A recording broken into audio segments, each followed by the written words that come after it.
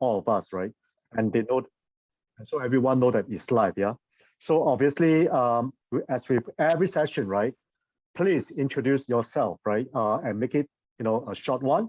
So on my screen, I can see Colin, Colin from Animal Concerts, do a quick introduction about your project and yourself, yeah. And then next we'll go to Miikka, yeah.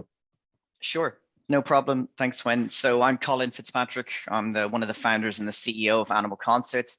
I'm Irish. I'm from Dublin, but I live in Dubai. And a quick intro about my project is we stream concerts from A-list celebrities online and in the metaverse.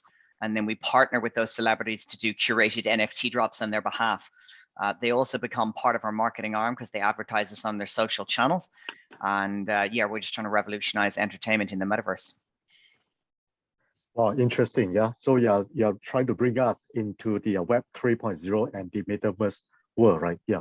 Good. Exactly. Yeah. So next, Miikka, same thing. Introduce yourself and your project here. Yeah, so I'm Miikka Rosendahl, founder and CEO of Zoan, and also interim chief metaverse officer in the Parallell project.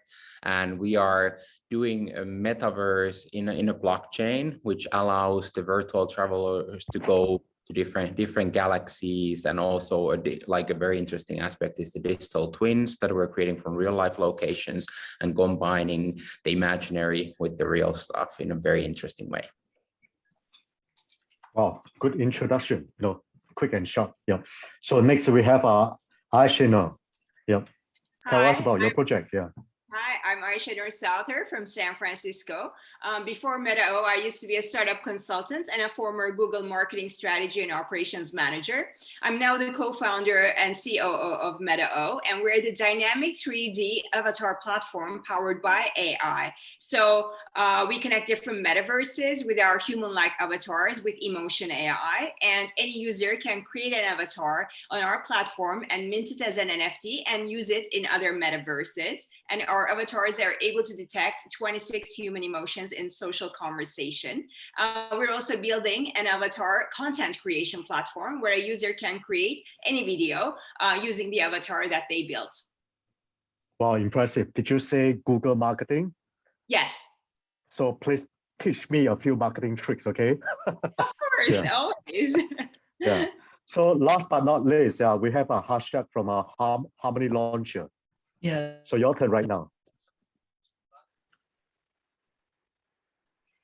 Hi everyone, this is Harshad. Yep, you need to be louder. Yep.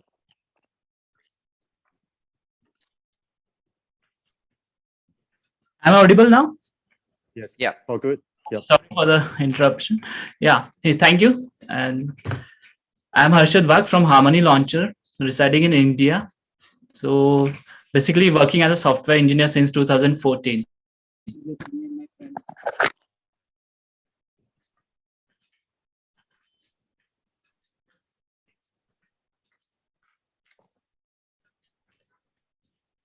Sorry, the Bluetooth is getting connected. Am I audible now? Yep. Yes, okay. You're okay right now. Yep. Just places Bluetooth. I hadn't disconnected it. Sorry. Yeah. So this is Harshad Wagh from India. I'm the CEO of Harmony Launcher. Me and my friend Ankit together developed this Harmony Launcher, which is the world's first decentralized IGO and IDEO launchpad. Along with this, we also provide the incubation for project based on Metaverse for the Harmony network. And it's really great to speaking with all of you today. Looking forward to a very great session. Thank you. Thank you. Yeah. So if you guys don't mind, 10 seconds for myself as well. Advertisement time, So I'm the CEO and founder of Labs Group. We are in digitized real estate investment.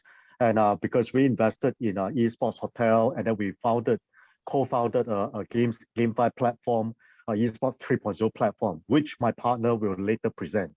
So very good to have everyone here to discuss about, it's a very, very easygoing chat, on all things metaverse and on the market and all this, right? And what happened today was, there seems to be, some commotion, happening, somewhere in the world, right? So what do you guys think of the current market, because obviously today is a very great market, right? Maybe we can start with Harshad first, since you are here, right? Yeah. Yeah, I agree that there's a lot of uncertainty going on with war, with geopolitics and all. But I think this is just a phase, because what we have seen is Bitcoin and other cryptocurrency have bounced back earlier. So do other currencies as well. So we can look at it as a lesson, or we can just look at it as the phase and build the foundations of the future. Even if the prices are falling, yet we can see some countries taking positive steps towards blockchain and cryptocurrencies, and as well as it is being used as legal tender in South American countries. And while some developing countries, they are now forming the legal framework. So I think it's just a phase, and we are on the right track towards adoption of blockchain and cryptocurrency. But yeah, I mean, the main power I think for blockchain is, without race, religion, or geopolitics, one can bind together with the blockchain. That's where the real power is, and decentralization, which we aim towards. Everyone, I think, in the crypto aim towards this. Okay, so based on your advice, I should go all in, right? Yeah, I would say so. But the Sure, best would okay. be the systematic way. I think add-on dips is the motto. Okay. I hope that's a good advice. Okay, I hope my wife, still love me after taking in your advice, right? Okay. So next, maybe we have Aysenur, right? Yeah, give us some advice based on Yeah. this current market. Regarding the financial side of the market, I do agree that you need to buy the dips, and this is just a short span of time, which will settle in a couple of months, in my opinion. But talking about the larger universe of the metaverse, I'd like to say that it, of course, gained a lot of traction in the end of 2021. And for metaverse or any other technology to have a sustainable and forever kind of nature and value, it needs to put the human and human connections at the heart. So from individuals to brands, the value is always derived when familiar human connections are made and when the corresponding emotions are evoked. That's why at Meda.OOO, we are dedicating to making hyper-realistic human avatars that are fueled by AI and are emotionally responsive and that have the voices of real users. So from social interactions to e-commerce, this is going to be wildly important. As an example, it's proven that a person is more likely to make a purchase from a virtual store if a familiar human face is there to assist. So in short, we're working to put the human and the human emotions at the heart of the metaverse experiences. All right. Can you make all of us look more handsome, in the metaverse world? I would love to make avatars of all of you, really. Okay, so let's hear from Miikka, the current rate market day. What should we do? Yeah, I think it's actually like, because this metaverse, it has been coming for a long time. Like the hype that we've been living for the last 6-7 months, of course, it's been like extremely exciting for everyone working in the space. But the people who have been here for decades already understand that this has been coming with the younger generations, people being in the games and socializing on those different platforms. So they have been having already their life somehow active in the metaverse, and now we're just thinking this is a new thing, but it actually is not.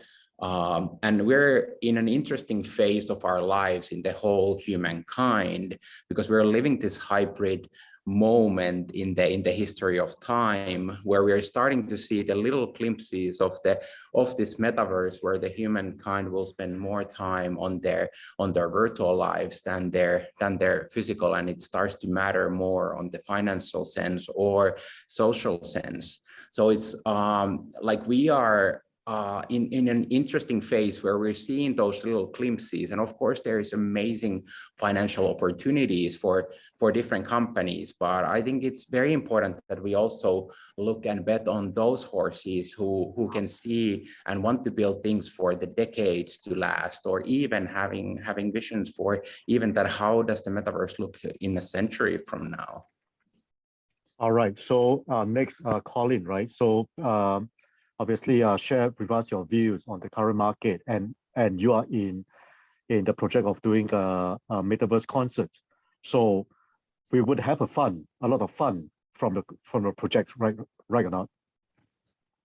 Yeah, absolutely. So I suppose on the current market, well, there's a couple of ways to look at it. Number one, I think when there's bad news, the market always tanks a little bit, but it tends to recover quite quickly. And I would hope that that's what's going to happen. I think one of the things that is quite bullish is look what's happened in Canada recently, and they're actually freezing bank accounts. And that's just the best advertisement for crypto and Bitcoin. And I think for that reason, a lot of people, and this is not some sort of third world country, this is Canada. So I think a lot of people are looking very bullish on that. It's not 2017, 2018 again, because we've got so much more institutional money. I mean, this cycle's been pretty crazy. I had to laugh at all the people 6-9 months ago that were predicting 150K Bitcoin and then a 4-year bear market. Those days are gone, I think. We're into shorter, more predictable, well, less predictable cycles in a way. And I mean, you know, we're looking at launching our coin and trying to be, I suppose, strategic about when we do it, because we don't want to launch it now when things are on the way back. I think that we'll have a little bit of turmoil for a little while and things will get better, but I don't see Bitcoin taking any massive tank. To your second question, in terms of what we're doing, yeah, we are trying to bring a bit of fun. I mean, what I always kind of say is that I've been talking about the metaverse for like 9 months. And when I was talking about it 9 months ago, especially to record companies and people in the industry, they thought I was crazy and they had no idea what I was talking about.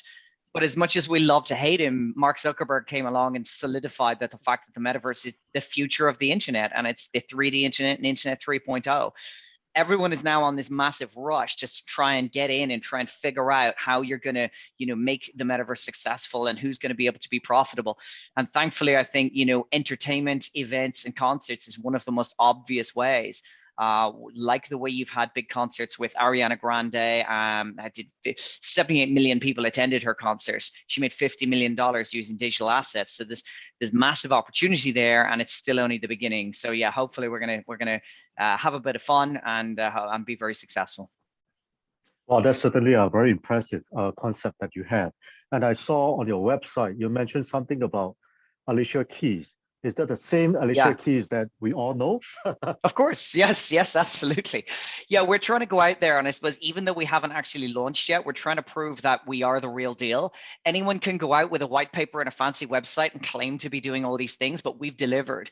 We've already had a concert, a physical in-house, and you can see it on our website, concert with a rapper called Future. If you're not into rap music, he's the biggest thing in rap right now. He's really huge. He's had a #1 hit with Drake, and he's got another one as of last week. We did a promotional event with Busta Rhymes, and now we've got an official partnership with Alicia Keys, where we we're working in the process of doing a series of NFT drops with her, and then hopefully later towards, you know, mid or end of the year, we intend to try and do some sort of streaming concert. But we already recorded a concert of hers that she had physically in LA, where it was the release of her new album, and we brought in an Emmy award-winning writer, producer, and director to record it, and we're going to turn it into some sort of docu-series featuring, you know, NFTs, the metaverse, and Alicia's career. Wow. So I have some ideas that how we could work together, you know. So maybe we can get Harshad to, you know, launch some of her NFT on her launch pad, right? And then we have Meda.OOO to do a digital avatar that is driven by, you know, AI, you know. And then of course we try to get Alicia, after making all her money on the Metaverse concert, to buy some property, you know, a Metaverse property from Miikka, right?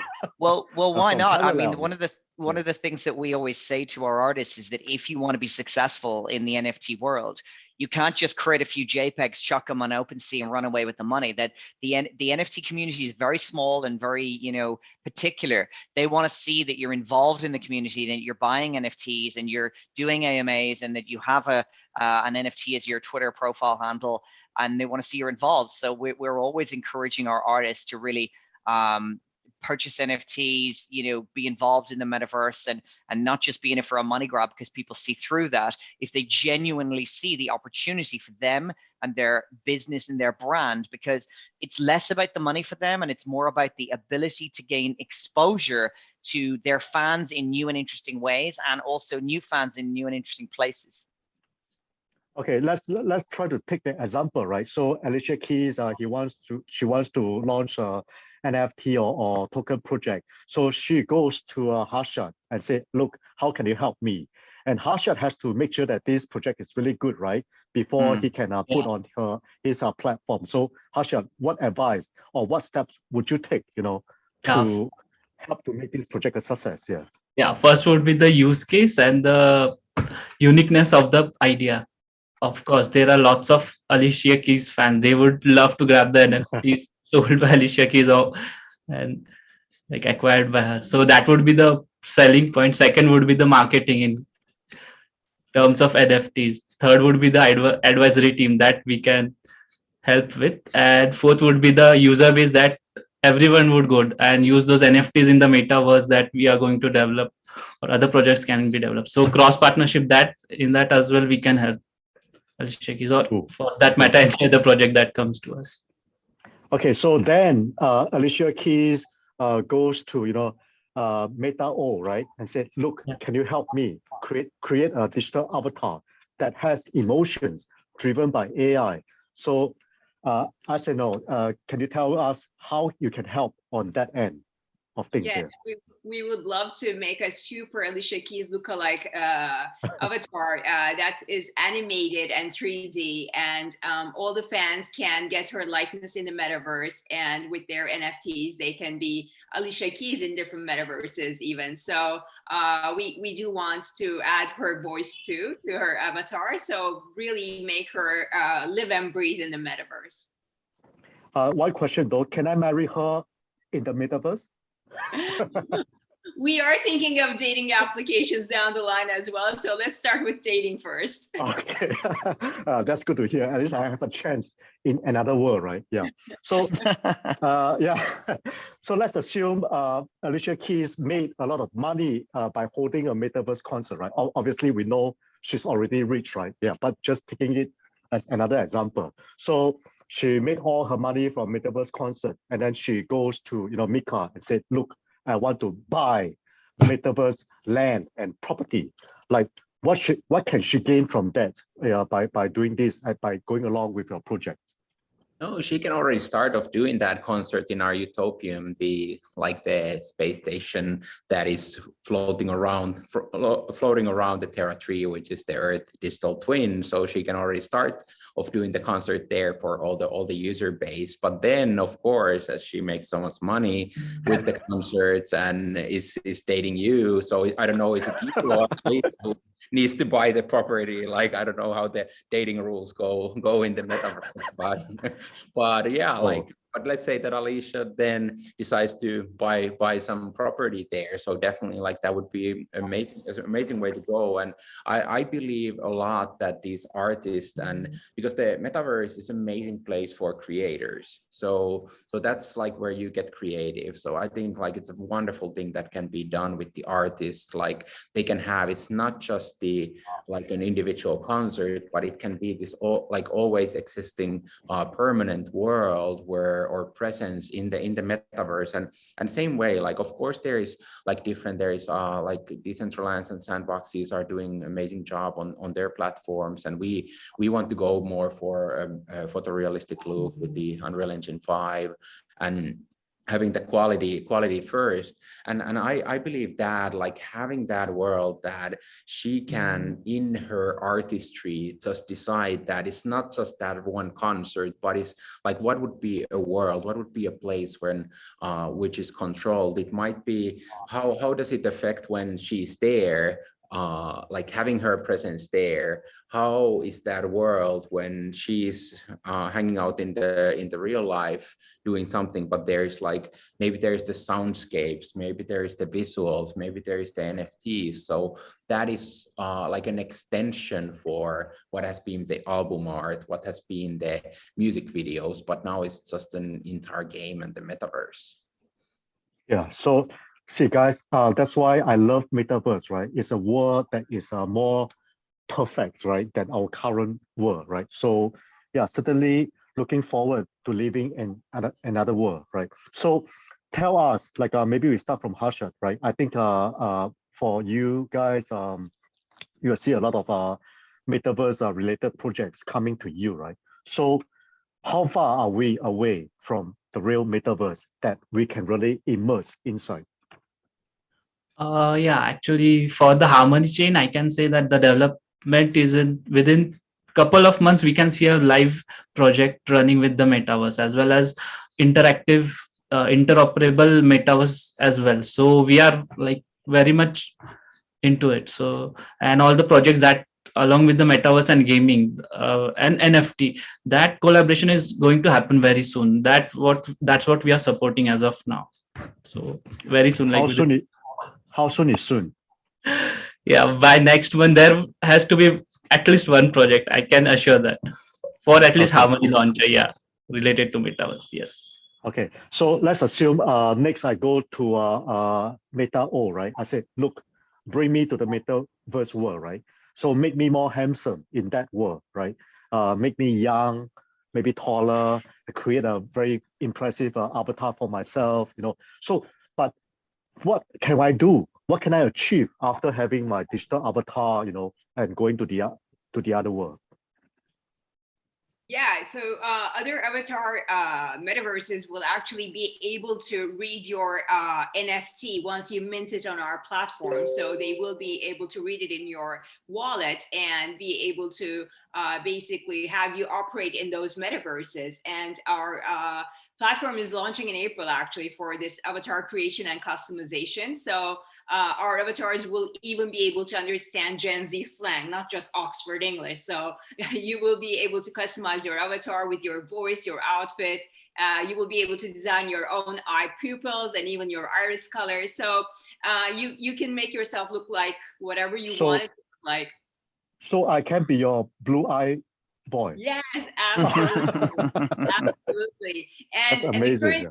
The current AI market is not there yet, but our long-term vision is with all the data we're collecting and working on right now. So we want to be that platform where anyone can go from any 2D asset to 3D assets in 30 seconds, which means when you go to a zoo and take a picture, then you can take step into the zoo metaverse that looks exactly like the reality that you see around you. So we want to be that platform in about 2 years. All right, so let's assume that Meta.OOO has made me the tall and handsome guy that I never had the chance to be, you know, and then I go to the Alicia Keys animal concerts, right, the Metaverse concerts. Obviously, we can watch all those concerts on YouTube and what have you, right? But if I go to a Metaverse concert, Colin, what's so special, right? How can I participate more? And how can I immerse myself in that kind of concerts? Well, I suppose one of the things about the first thing to try and explain is that we're not trying to replace concerts. You know, it's always wonderful to go to an in-person concert and really be there and feel it and everything and be surrounded by the atmosphere. But a metaverse concert is something completely different, and it's a different experience altogether. I mean, you know, for starters, we've actually, when our first concert, we recorded it in 3D so that we can put you in an immersive place where if you use an Oculus headset or even a cheap Samsung one with your phone, you can really feel like you're literally there. You can have a 360-degree experience. You can feel like you're dancing on stage beside your favorite artist. And for a lot of people, that's a game changer because, well, I live in Dubai. There's loads of concerts I can go to here usually, but you know, if you live in some strange part of Asia miles away from a city, that's just, you know, not really going to happen. So that's transformational for a lot of people. And as was mentioned earlier, you know, the metaverse is an amazing place because the only limit is your imagination. You can do absolutely anything. We're building concert venues in places like Decentraland and Sandbox right now, and you don't have to have the traditional restrictions of a physical concert and a physical stage. You can do anything. We're building things like, you know, to cater to our artists and our brands and things like that, and you can do anything. But pull in that, I'm not a big gamer, but you know, kids today, they're spending more time actually hanging out with their friends in game than they are in real life, which is crazy to think, but that's just the way it is. And they want to be able to have these experiences with their friends, no matter where they are in the world. So it's fantastic being able to watch a concert, but it has to be a little bit more interesting than just standing there watching something.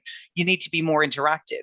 So what they're doing is gamifying it, and also, you know, coming up with monetization strategies. And people really want to be involved. They want to feel like they're part of the action. So what we're going to do is let our people using our token is to vote on what's going to happen. Like, who do we book? Where do they play? What songs do they play? In what order? What do they wear? All of that type of thing. They want to be involved in that process. But during the concert, you know, it can be like a concert and a game at the same time. So you can be running around collecting particular coins and, you know, competing against your friends. There was a recent one that my friend told me about. I can't remember what game. Whereas if you collected enough things, you get access to this gun, which shoots ketchup over the stage. And that was like the absolute amazing thing that they love to do. I mean, at the end of the day, I've spoken to many people my age and older who have kids, and the kids have said, Dad, you need to get me home because I have to be back after school because there's a concert going on. Everyone's going to be there. And it's the FOMO effect. That's really what we want to create. And I think in the metaverse, you can just do anything you want. And that's the most exciting thing. When you say you can do anything during your Metaverse concert, that means I can actually hug and kiss Alicia Keys. Well, I think that I don't know whether you saw about that, but there's already been the first sort of court case about you know, sexual harassment in the metaverse. So maybe maybe we'll do it a little bit with permission.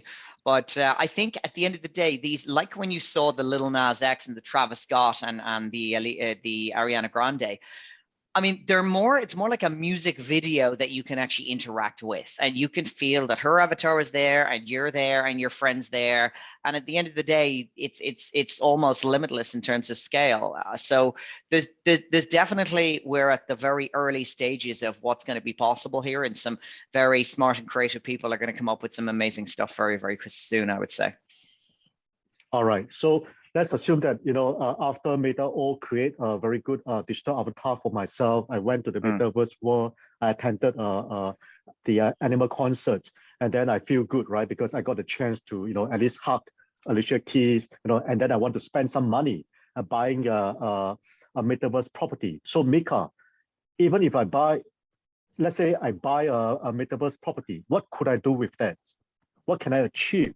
You know, because there's a lot of saying that, you know, even if you buy a sandbox lands, it's just for speculation, but what can we really do with a Metaverse property? Yeah, so, and also about the stage of the project. So one of these places with the Parallell passport that you can go to Cornerstone, which we already are selling, and we're currently here in Dubai. We participated the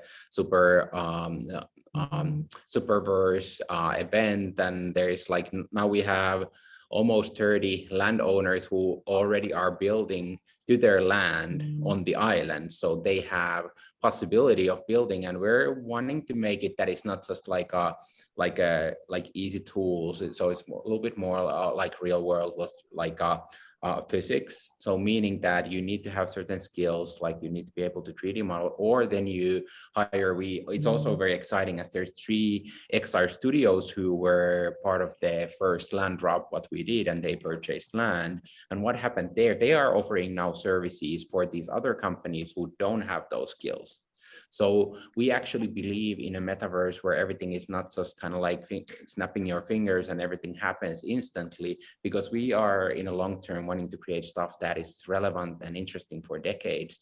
So that's why when you purchase your land, if you have the right skills, like in the real world, then you can start constructing and creating your business or whatever you want to build immediately. But if you don't, it's the same thing than if you buy a plot of land in the real world, and if you want to build a house, if you don't know how to do it, it's probably going to take more time, or it's actually going to be probably a very bad house. But if you have the right skills, you can do it yourself, or then you hire someone for doing it. And we want to be generating the economical growth inside the metaverse as well. And with the Parallell, like these passports, so those are going out as NFTs next month. So it's extremely exciting, as we're also creating these digital twins of these real world locations, like Cerro in Colombia. Like, that's super exciting place with the largest real world natural pyramid, and we're creating that, and there's going to be some magical stuff going on that location. Well, we look forward to the magic. Yeah. So all the projects here, I'm somehow involved, right? Either as advisor or investor, you know. So I know that all the projects are at different stages. So maybe, you know, let's start with Miikka. Maybe you can tell us, you know, at what stage is your project right now? Are you going through, you know, private round or public round, or, you know, how can we get involved Yeah, so it's a private round currently, and then you can contact for us for sure for that. We're also like with the tokens we're discussing with a lot of, but also like there's lots of like very good conversations with the Binance, and we hope to get that forward as well. But then it's also the land sales and also the NFT drop that is happening for the tribes and the memberships that is going to take place next month. So if you have a little bit more crypto in your bank account or your wallet, then you can probably contact us directly. But if you are still like a collector and want to get early on projects, so definitely like taking part of that NFT drop, that is also a great way of getting involved. Okay, so you mentioned something about Binance, right? So are you aware that we are on Binance Live?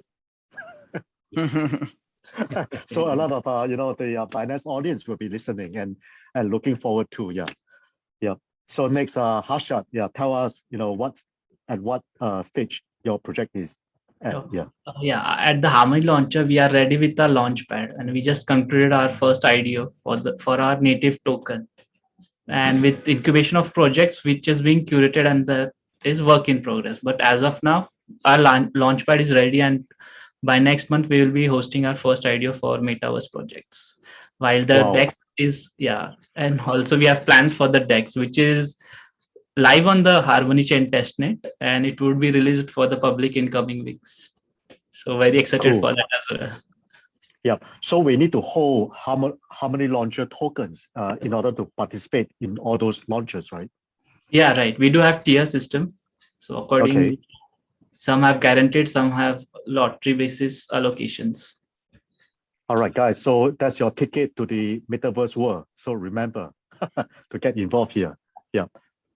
So next, we have Meda.OOO, right? Yeah. So tell us, are you ready for the big game? Yeah, we're launching our entire 3D avatar creation platform in April, like I said. And also we have an influencer NFT collection coming out in March. So we're collaborating with influencers who want to basically take their brand endorsements and everything to the Metaverse world with the brands they've been working with. So they're very excited about that. And in terms of the funding, we are raising our seed fund, and we are also in healthy talks to come out with our token mid-year. Cool. Yeah. So Colin, besides what all of us wanting to behave like animals during the animal concerts, like how can we get involved, and at what stage is your project at? Yeah. We still have some private allocation left, and then we're going to be going on a couple of launch pads quite soon. We do want to be getting our token out reasonably fast, but with the current market conditions, who knows, because it's not good to launch in a bear market. It's going to happen pretty soon though. And then, what we're trying to do is key up some NFT launches as well. So, the Alicia Keys one won't be for a few months, but we have also entered into a deal, and we've purchased some of the music rights to a new song coming out with Snoop Dogg and Billy Ray Cyrus, which is incredibly exciting. And we're going to be doing a series of NFT drops for them, hopefully coinciding. So yeah, please stay tuned to our socials, and I'd love if you were able to participate. Yeah. Oh, that's very, very cool. Yeah. So let's assume that we have some audience that are newer to the crypto world, and they want to really get involved and capitalize on the trend of Metaverse, right? So what are the areas that you think as a newer person, right, into this world, they should focus on? Whether it should be fashion, gaming, or Metaverse art collection, or So do you have a few pointers for the newer audience, like which areas should they focus when it comes to Metaverse? That's for me? Yep. Maybe we start with you. Yep. In terms of investing or just getting involved in the space? Getting involved in whatever sense, right? Yeah, because I don't think we should talk too much on investment. Yeah, no, you're right. So the one thing I always say to someone is just, if you're involved at all right now, you're so early, and the space has so much to give. I mean, everyone, as I said earlier, is just trying to figure out how the metaverse is going to be super successful. It's not going to happen tomorrow. Like you asked the question, you know, it's going to be a while. I think we need some major technological advances to happen before it's really mainstream and everywhere. We need Apple to come out with some glasses, you know, that look like the ones you're wearing now, but beam it onto your eyeball and it's full on augmented reality. I think that is probably due to happen, and some software stuff too. But at the end of the day, we're all very much, you know, in the metaverse. So anyway, we're all, you know, completely addicted to our phones. And I think I have a young son, and I think in a little while, he, you know, when he's a bit older, he's going to look back and go, Dad, did you really actually just experience the internet just by staring at this piece of glass in your hand? I think it's going to be remarkable in the future, but that's going to take some time. In the meantime, I think NFTs have the ability to totally change the game, especially for things like music in our area, but anything that, you know, needs to solidify ownership of digital assets on the blockchain. And, you know, everyone looks at the NFT market and thinks it's absolutely nuts because people are paying millions of dollars for pictures of monkeys. But at the end of the day, we all know that there's so much more to that. It's, you know, it's about the bragging rights. It's about the flex. It's just the new Ferrari or the new Rolex. And, you know, kids today have a very acute how would I say, value for digital assets. People our age and older just think, why would I pay money for something that, you know, is digital and is easily replicable, but they don't understand it, and kids do. They're already used to buying skins and purchasing things digitally in game. At the end of the day, cryptocurrency is the money of the metaverse, and NFTs are the things, and that's how it's going to work. And like our friend Aysenur is doing some really, really cool stuff with avatars. People are going to put more and more emphasis on their digital self, and they're spending money on the digital self. Go to any NFT platform and you'll see people are paying hundreds of thousands of dollars for a jacket or jeans or shoes. And kids are more excited about showing off their sneakers that they just bought for their avatar in game than they are the Nikes that their dad bought them last week. So it's kind of come so far, and it's crazy, but there's still a huge amount to go. So just get yourself involved in the space in any way you can. Find a niche and exploit it, and I think there's great opportunity to be successful. So Colin, according to your advice, so should we buy Metaverse land? Yeah, to be honest, in the long run, I think so. Just like crypto markets, it's going to be very up and down, but you've seen where they've gone at the moment already, and it's still so early. And especially some of the up and coming, everything's Decentraland and Blocktopia and Sandbox and Network and things like that. But I mean, I've talked to many people who are building new metaverses that are metaverse, you know, next level, that are infinitely scalable, and they're just, you know, people are opening up businesses there. Yeah, I think there's huge potential, because at the end of the day, the land in these metaverses is finite, and they're in great demand. And, you know, people like us are putting on concerts, but I'm working with people who are building entire education platforms in the metaverse, and they're having entire universities with everything a town square would have. And, you know, people are just going to be spending more and more time there, so they're going to be more in demand. And I think in the long run, it could be a very smart move. Okay, so we got, simply put, the answer is a yes, right? So then we comes to, we go to Miikka, right? Miikka, so since the answer is yes from the Metaverse expert, Colin, right? So which plot of land should I buy? Should I buy it from Sandbox, Decentraland, or Parallel, or should I buy it all? Yeah, what's the like difference here? Yeah, like depends how much you have money. Like the decentralized Sandbox prices, like currently you get the quite tiny piece of land. It's with the $15,000. So if you want to get like with 5,000 or 2,000, so then you definitely should come for the photorealistic, for the adults metaverse, so to say. Like there is a appeal to that, and I love the cartoonist style. And for example, like I like watching Simpsons and these things, and it has the thing. But then when it's the time to go for the real stuff, like then you come for the real metaverse, and that's what we are building. And so I really say that, like, really, like creating this world, and this is what we're getting from all over the different industries. Like we're getting that from the car manufacturers, from the music industry, from any one of these. They say that, yeah, we love the stylized look with the little bit cartoony style, but we want to do the real deal. And that's what we, and I think there has been a moment for these, and it has, these first generation things has needed to come first. But I believe that we're like also the partners from Epic Games that we're working with, they're like, finally, we have a metaverse that looks like the metaverse. And so I definitely advise to buy land from the photorealistic metaverses, which is for the long term. And we will probably have like at some point, like when we look decade from now, like there will be this area where you can play like you're also playing Nintendo like 8-bit. Sometimes it's like retro things, so you can do that in our world at some point as well.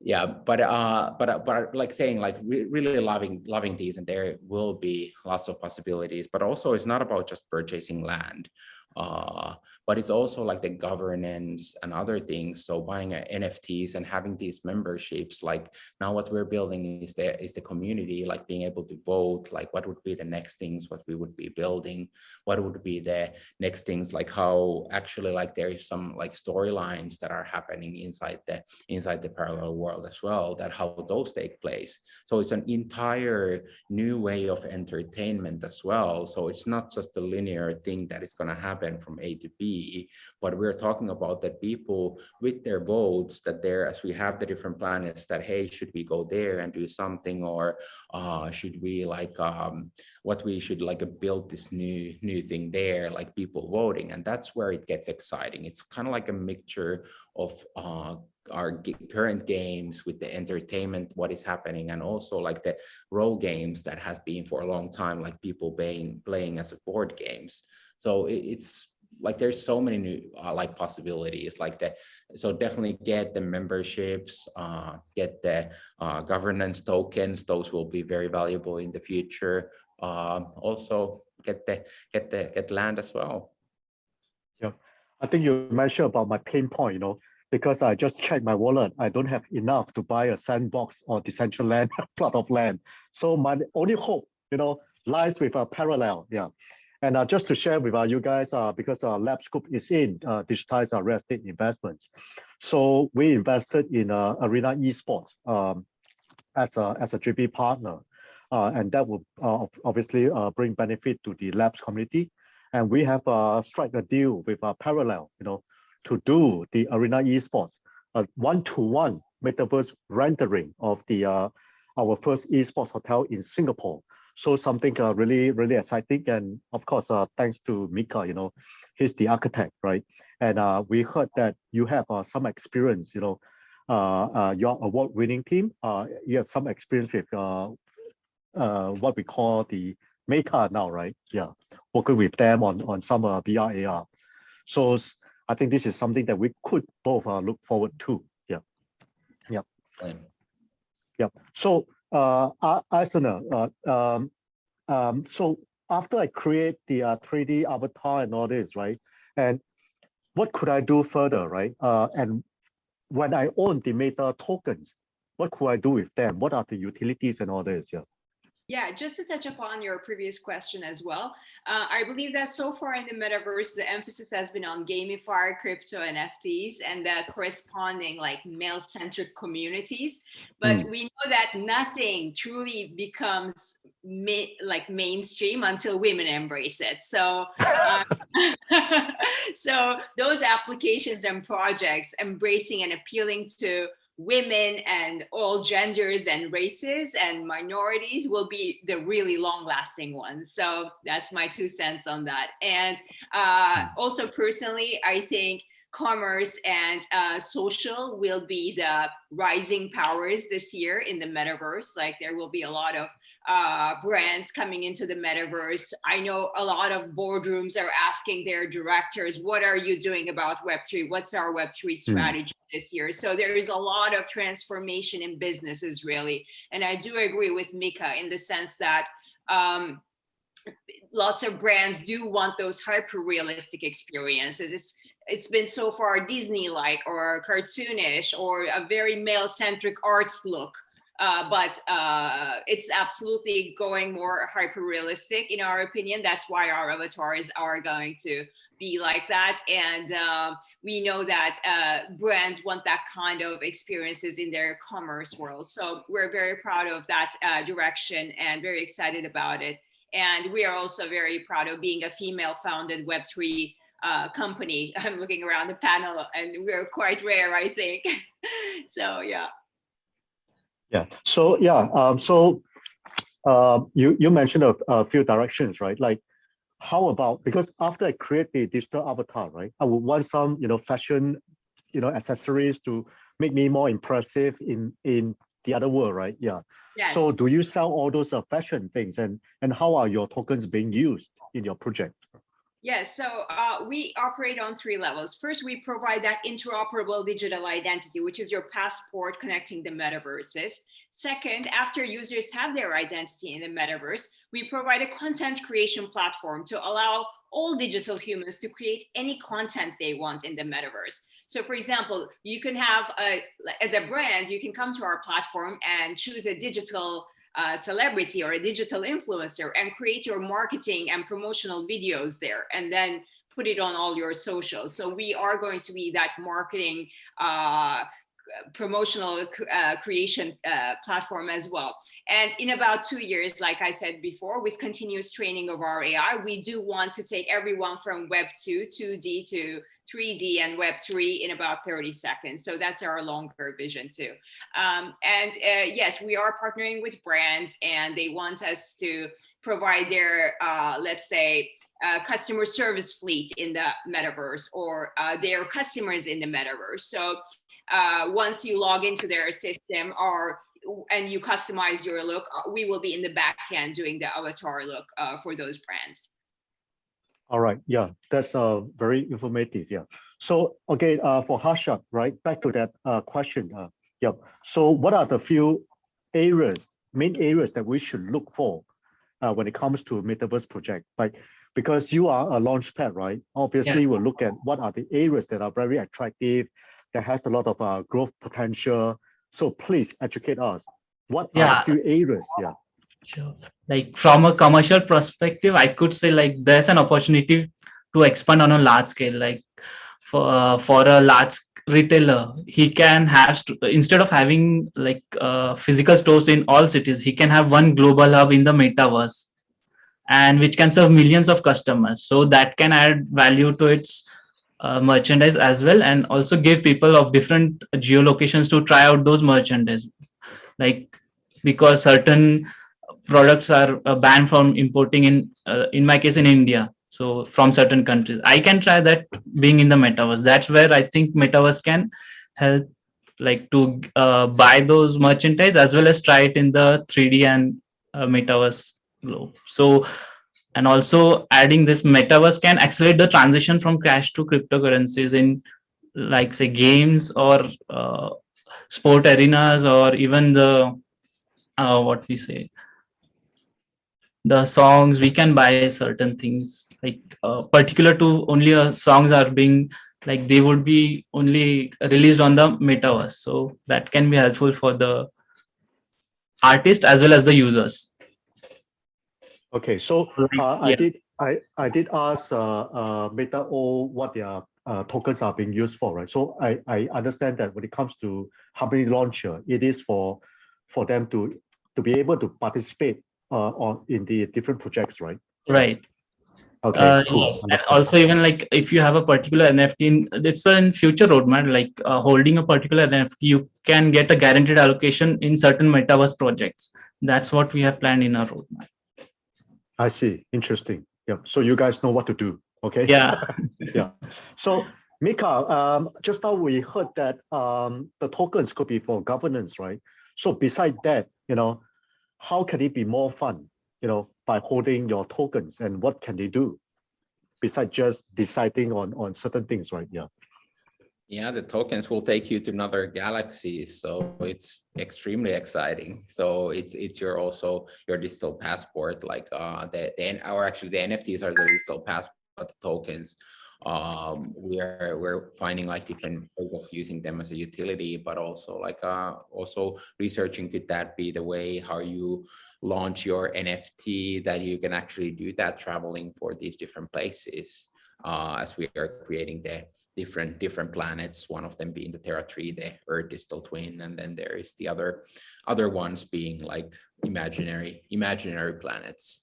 So there is lots of, and then of course the trade inside in the metaverse, and it's gonna be a lot of fun for sure, like not a boring place. Wow, different galaxies in the metaverse world. Okay. Yeah, that's like, a lot of imagination here. yeah, and it was something like trying to invent the whole metaversal address library type of thing. It's kind of like we had like when we were launching stuff, like, okay, how do we, when we started our land sales, that where do we put it in the whole metaverse galaxy? Like it goes like, okay, and then we had 2 hours and we couldn't make it yet, but now we're like, okay, how it's when the ever expanding metaverse, like we don't know the answer yet, but we're like looking into that, but definitely not Okay, yep. more right. Very interesting. Yeah. So Colin, I understand that, sorry, do you need the animal tokens in order to attend all those concerts? We And besides that, yeah. we will essentially have our app, which will have a fiat on-ramp, off-ramp, so you can purchase them with a credit card, but obviously it'll translate to the animal token in the background. The animal token essentially has utility in 3 ways for purchasing the tokens and the NFTs. And obviously the ticket itself is an NFT and it'll stay in your wallet, just the way I have behind me a box of ticket stubs from gigs I've been to in the past. But kind of like Miikka mentioned there, it's also about governance and enable voting and fan interaction and things like that. And then lastly, it's rewards and staking and access to these NFTs. All right. Do you have a DAO feature? No, well, essentially what we do want to be able to do is take a portion of our revenues and enable the community to vote on what happens with that. So it could be build more tech or book more artists, but it'll most likely be redistribute to all of the holders or do a burn mechanism. I see. Do the other projects have a DAO feature? Just asking on behalf of the audience here. Yeah, we do have plan in the like by this year DAO would be made live to the users. So decentralization is our motto. That would be like. All right. Same Seems with like us. it's, yeah. And with us, we Go are ahead. turning to a DAO as well. And for us, it's all about rewarding the community. And we have a lot of exciting applications coming up too. So we want them to participate and always be earning by being a part of our community. Yeah. What about Parallell? Yeah. Yeah, like really looking into that, and also because there needs to be, we believe that getting everything started, there needs to be a bit more centralized way of getting things started. But yeah, like really looking into the DAO potential in the near future. All right, see guys, all these project owners are hardcore, blockchain believers, all have the spirit of decentralization. Yeah, very encouraging. Yeah. So due to the time constraint, just share with us one big news or one big update about your project. So let's start with Miikka. So make it big, Yeah, so NFT is coming out next month, so you don't want to miss those. That's going to be your passport in the metaverse travel. Cool. Yeah. Colin, one big news? I think I shared some big news already, which was our sort of Snoop Dogg and Billy Ray thing, which will be coming. Wow. But we're also going to be essentially doing our own animal NFT drops. So stand by for that. Can you drop one for me? I will try. We'll make the win animal avatar, no problem. Okay, thanks for that. Yeah, Harshad, yeah, one big news. We do have big news with respect to integrating DeFi protocols on our launcher, and we would be the premier ones on Harmony chain. Apart from this, a robust infrastructure DEX is on the way for our users. That's it. Cool. Yeah. So hopefully, with Harmony launcher, the world will have more harmony. Yeah. Sorry, Mike. Sorry, I couldn't control myself. Anyway, Meda.OOO, Aysenur, yeah, one big news. Yeah. So Yeah. April is a big month for us in the sense that our avatar creation platform is launching, as well as our 3D animated influencer avatar NFT. So we have that NFT drop in April. Any big name? Our names are not in the Ariana Grande scale yet. We are more targeting those mid-tier influencers, models and actors out of LA, and all those people who are very eager to get into the metaverse, but who don't have everybody knocking on their door at the moment. So they don't know how to proceed, and we are the helping hand. All right, yeah. All right, thanks, guys. Certainly a very, very interesting session. We heard words from the project owners, and we hope to keep in touch and keep giving you guys updates and all this. Yep. As for my own project, I'll be making one big announcement in about 1 to 2 weeks time. Certainly looking forward to that. Besides, the partnership with Parallell, I hope to work with Harmony Launcher, Animal Concerts, and also Meda.OOO, right? Like what I said, I'm involved in all these projects one way or the other. Yeah, so very happy to be here. Yeah. So guys, that's all for today. Yeah, and we have the next session. So stay here, and you will have more interesting learning after this. Yeah. Thank you, guys. Thank you. Thanks, everyone. Yeah. Thanks, Simone. It was a pleasure. Thank you. So the next host will take over. Thank you. Thanks, Ngyuen, for hosting such a great session.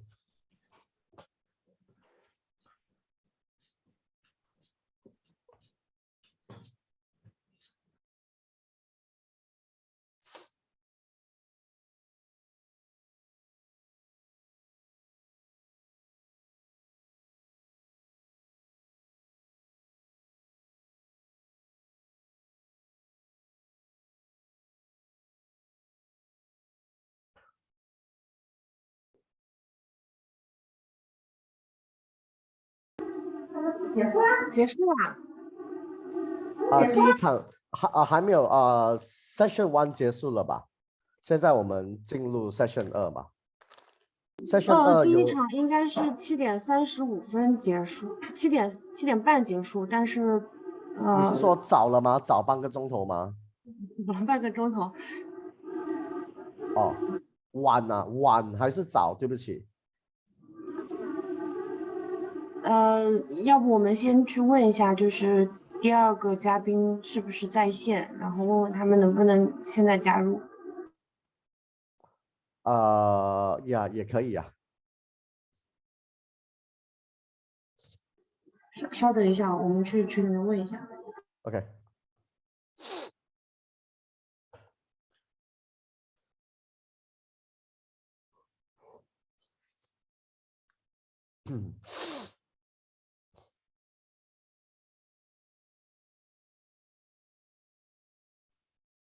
苑，你可以帮我们提醒一下吗？就是说我们的投票还在继续，投票是在今天晚上结束的。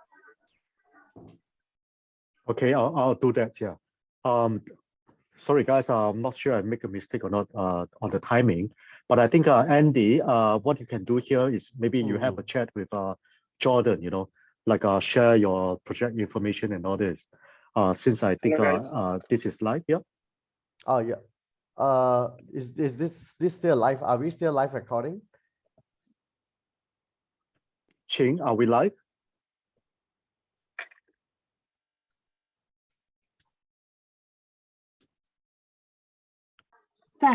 Hello, Ching, are we live here now? 什么 Are we live? 我们现在 live 吗？对，是在直播的。对，是在直播的。Okay, so yeah, Andy, so maybe you can have a chat with Jordan, on his business model, what is the project about, and all this, what's the future development for GameFi, Metaverse, and what have you, right? Yeah. Super. Hi guys. Hi Jordan. Hi, nice to have you here, Jordan. Yeah, hi man. Yeah, I hope you have a pleasure to be with you. Yeah, same here. Yeah, just landed from Los Angeles to Paris. I just arrived like 5 minutes ago, so I'm on the call. Sure, no worries. Yeah. So Jordan, maybe are you ready to start? Yeah, we can start. Yeah. So maybe Jordan, you want to introduce yourself to everyone and also tell us a little bit about your project. And then I'm going to ask you some few questions, and then we can have the ball rolling, because today's main topic is about Metaverse, a whole new world, and the topic is TIDES panel. Yeah, so over to Super. you. Yeah, so nice to meet you. My name is Jordan. I'm the Chief Operation Officer of Niftables. Niftables, it's a new all-in-one platform for allowing brands and creators creating their NFT project. So we have the two main parts of our project, which is allow people create their NFT project through our white label platform. And we're also creating a marketplace, which will be a secondary market for buying and exchanging NFT on our marketplace. And people can display their NFT through our Metaverse experience, which will start by gallery. So you will be able to display your NFT on our galleries that we made for creators and brands to offer a new experience to users. Our main target is the mass market, because our approach is to allow everyone to use blockchain technologies for NFT in different industries. We're starting working with different people, brands, and creators in different industries like sports, music, entertainment, retail, and clothes. So our approach is like to transform business model and experience for users and for brands to offer new experience for everyone, and be able to use blockchain technologies easily and display more and more the third version of internet. Jordan, you know that Metaverse is still a theoretical concept in the broader sense, because it's still lagging the mass adoption. And you also understand that some NFT-based games have already introduced virtual world where users can move and explore using their avatars. But however, Exactly. and all this it does not require, does not require the use of VR and AR technologies yet. So just wanted to check with you, how do you think the future between a real metaverse and a non yeah, so I want to get some ideas about this. Yeah, it's a great question, because our approach is a step-by-step approach. So we don't want to like push too much users to offer them a VR experience. We will offer a VR experience, but step by step, because VR it's not totally popular yet, and I think it will be popular and become popular since 3 to 5 years from now. So our first experience is to offer a new version of internet, a new version of how people will interact with assets online. And then step by step, we will introduce Metaverse through a broader version, and after VR experience. But we already know that people don't really use a lot VR yet. That's why we prefer like to be aligned with customers' need.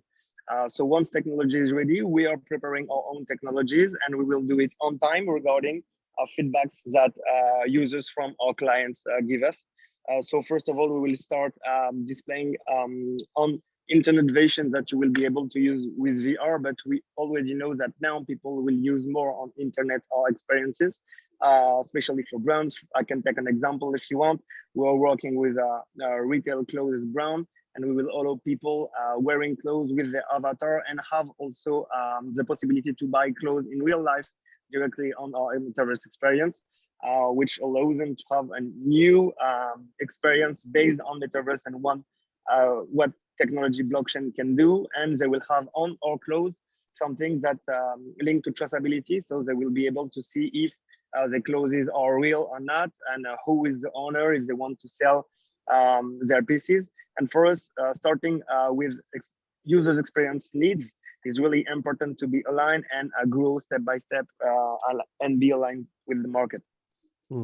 Yeah, it seems that yeah. So guys, look at Niftables, right? They are not just a white label NFT platform. I think you are more than. I think you are more than that. Yeah, we should allow to take the current NFT projects to a whole next new level. I also want to get. I also want to borrow some thoughts and hear from you. How do you think how can we? What are the really important traits of the metaverse? Right now? Yes. Right now, I think it's more about experiences. It's really useful for gamification and video games because it's the habit that people that they have playing video games and experiencing new things. But regarding the technology that we have, we can, I think, display these experiences through new industries. And these industries, I think it will be like disrupt these industries in two terms. First, experience. We saw with the COVID, people can interact more and more with internet, use different things, and the habits change. And also the fact that the ownership and the experience are combined in the internet experience will change business model in a lot of industries, because blockchain allow you and throughout the metaverse doing different things and help users doing different things. And yes, I think it will change business model and experience in different industries. In our platform, what we want to do, we want to do it step by step. As I said, we prefer starting with a metaverse experience and go deeper and deeper step by step for the next years. Yeah, thank you so much. Yeah, I want to further talk about something that is very close to you, which is fashion, right? Because we know that that's what you are doing. And fashion been a very big thing for many users, that they are able to buy the branded labels, like from shoes to clothes to hats, and then they are able to dress themselves. They could also reward themselves. That's something they cannot actually do in the real life, because in the virtual world, buying these items is definitely much cheaper than buying the real physical products. So if I could give you certain categories, and we know that blockchain-based metaverse environment allow brands like Nike, Adidas, Louis Vuitton, Hermes, to offer more users benefit and give a more immersive experience, especially in the world of metaverse. You also have got increased interactive, because people can go to the metaverse and start to adjust the size of the shirt, like put it on with a few taps, So if in terms of business communication, social interaction, gaming, fashion, art, culture, and music, which do you think will make the biggest market in the metaverse world in the next 2 to 3 years? And why is it so?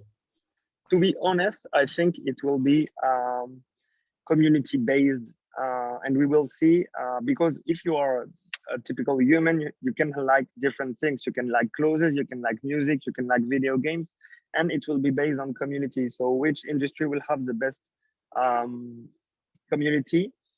Because what we do at Niftables, if we offer, we are offering white label platform for creators and brands, and after they can, our white label platforms are linked with our marketplace, which offer metaverse experiences. And for me, it will be based on community. It's hard to say now which industry will be the best, but I think video games will be really important, fashion also, and music, because when you're on the metaverse, as you said, you can adjust clothes for your avatar, but also for you. You can listen to music experience when you want to buy something. And you can have utilities and gamification in all different industries. So for me, it will be a mix of both industries to offer new experiences to users. For example, you can buy your Nike on the metaverse on 3D. You can also choose if you want just for your avatar on your real life. At the same time,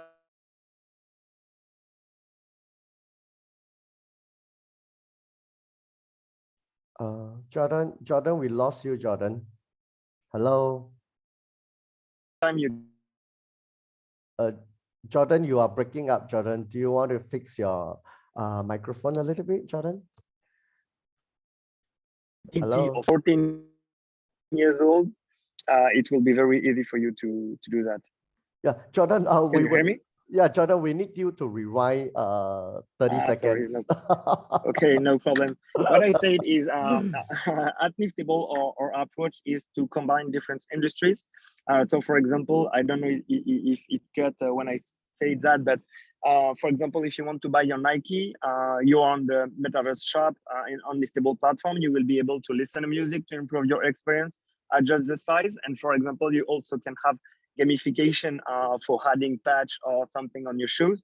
Your shoes, you can have it on the metaverse and choose if you want the same pair shoes on the real life, so you can directly order. And for us, combining through our platform different industries for improving the experience for users is very important. So our goal for us is like to combine different industries linked on blockchain technology to offer better experience.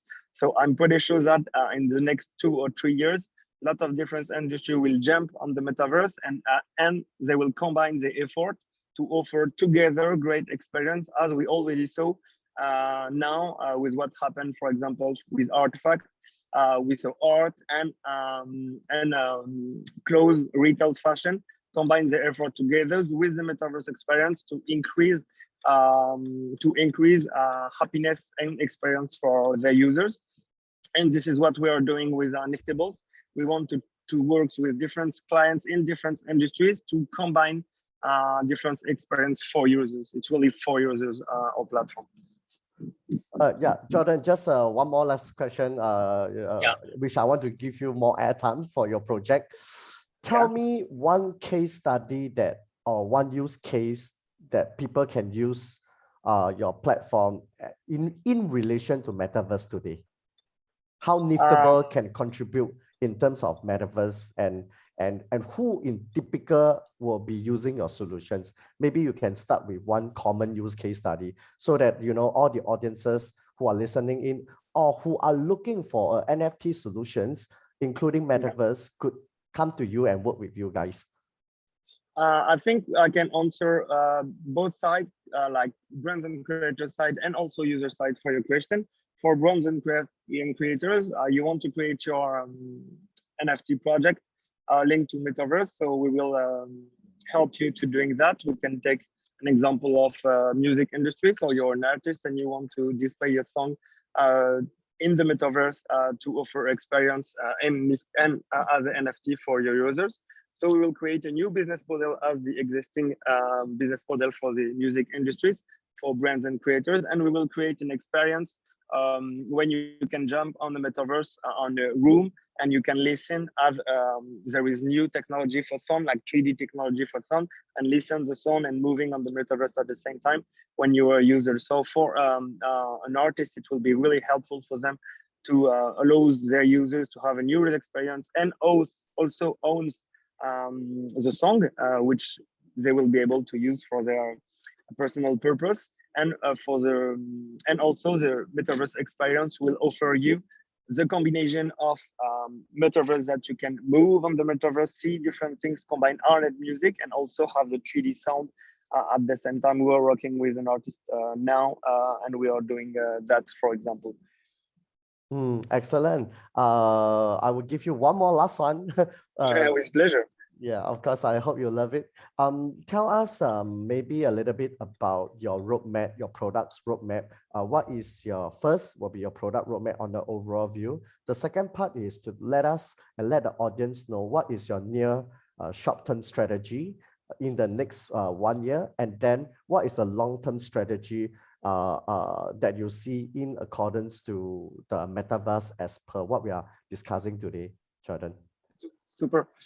Regarding our roadmap, in the next months, we are launching several NFT projects for our clients. We based our project in utility. So first we will create white label platforms. Our technology is ready and we want to go deeper with what happened now with NFT projects. So our creators and brands will be able to, for example, merging the NFT, breeding the NFT, redeeming the NFT, evolving their NFT to offer great experience to people. So first we will start in the next months by launching between 3 to 15 projects with our clients. Then Q3 we will launch our marketplace.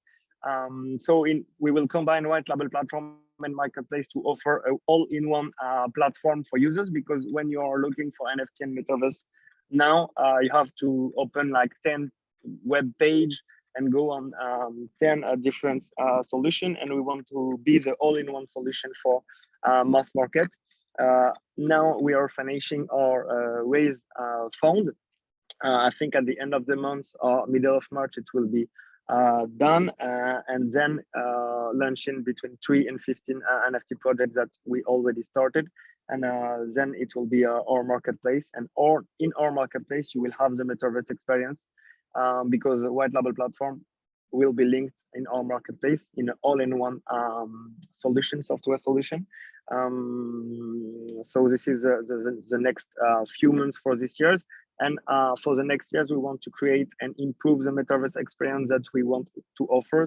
And as I said, we will combine all different clients based on utility for users to offer great experience based on different industries. As I said, we will, for example, combine in the metaverse music and retail shops and utility.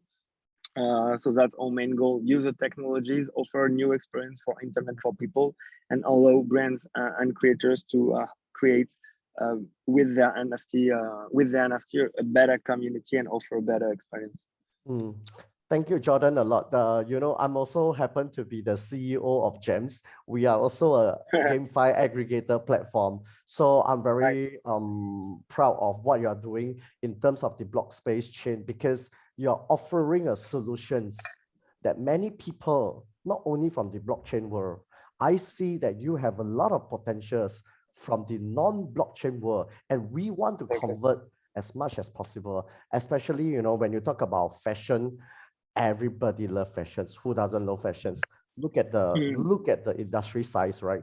Gaming and fashion is very, very huge in this space today. So please continue to do what you're doing. Believe in continue, because during this bearish market time, it's time that you assemble and build your product.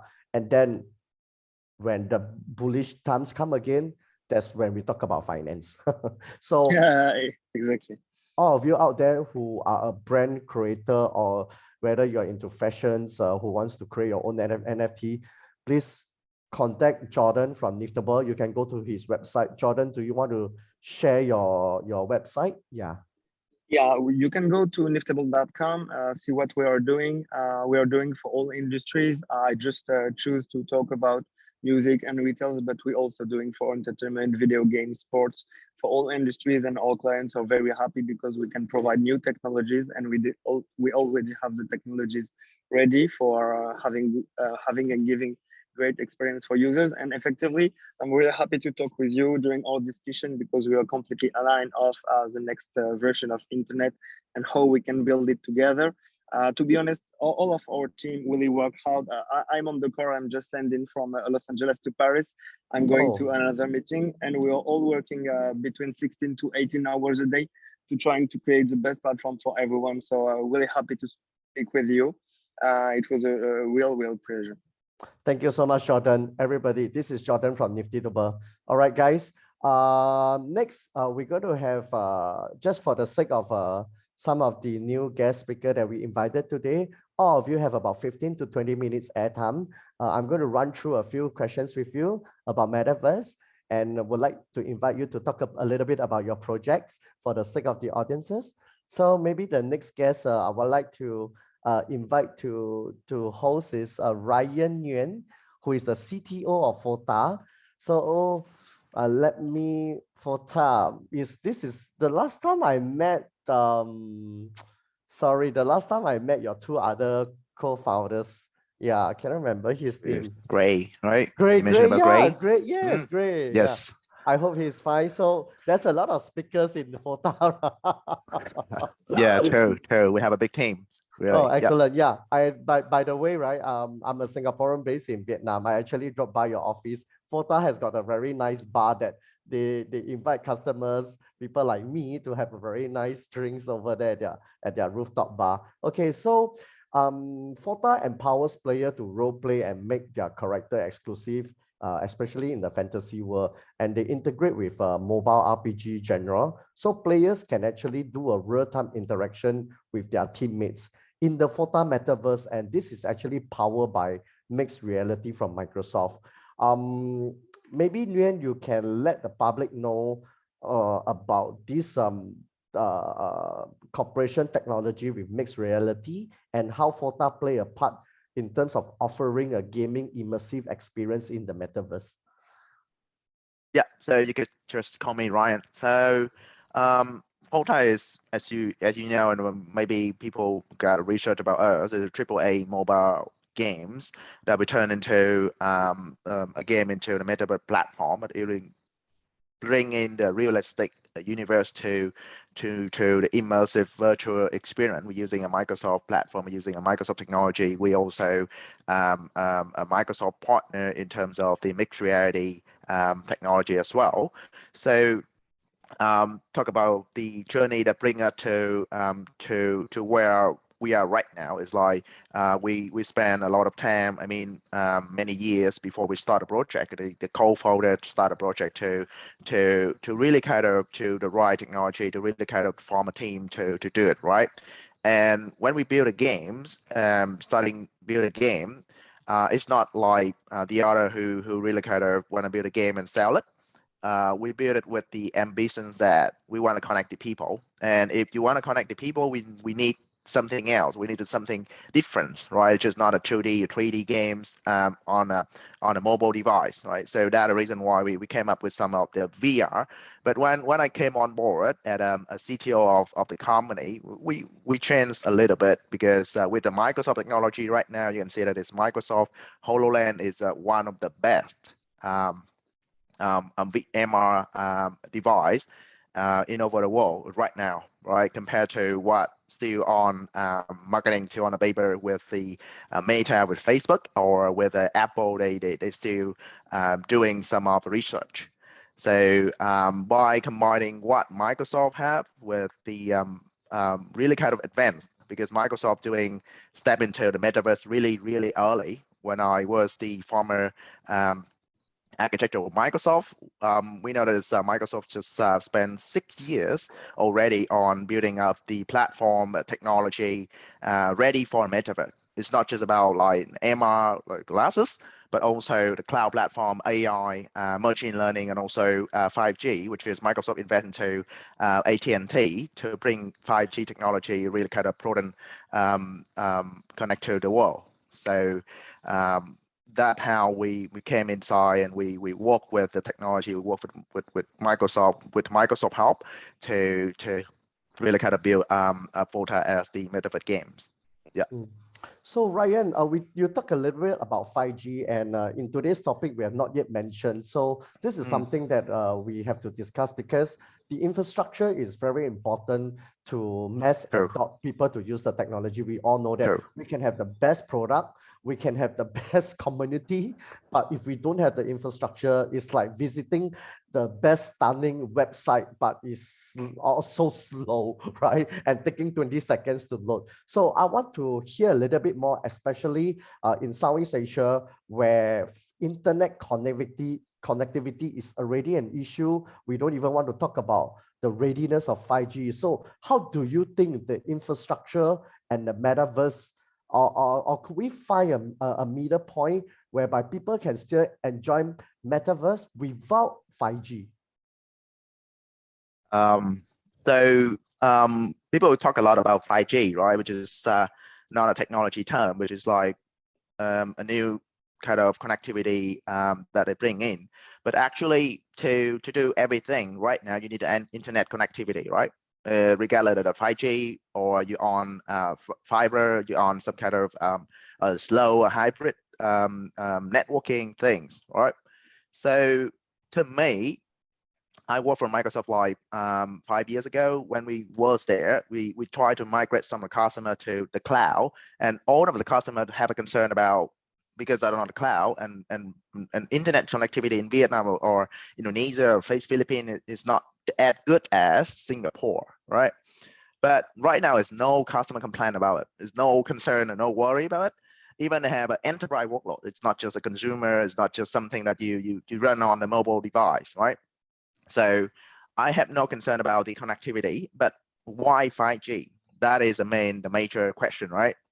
The 5G provide you the higher the ledger bandwidth that you can load, and with the higher speed that you can do many things more. It's not just about metaverse, but also about IoT, but in a secure way, right? So 4G compared to 5G is less secure and less bandwidth, so that we can support a digital transformation, a real digital transformation to help the people adopt a new technology. So that's the reason why 5G is right now, even in New Zealand, I'm living in New Zealand right now, is a massive deployment, a massive change in a telco in a networking side. Understand. Yes. Yeah. Okay. Thank you so much. Just hold on. Qing, Qing? Hello, Qing, are you there? Yeah. Yeah, Qing, this is, we are doing a live recording right now. Can I confirm, Qing? Yes, it's live. Okay, so can I officially start this, or can I just continue to host this with Ryan and Influencio, because I just finished with Jordan, right? Yeah, you can continue.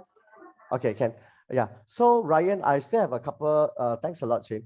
Sorry, Ryan. Let's come back to the to the show. I still have a couple of questions for you. Yeah, it's more airtime for you, right?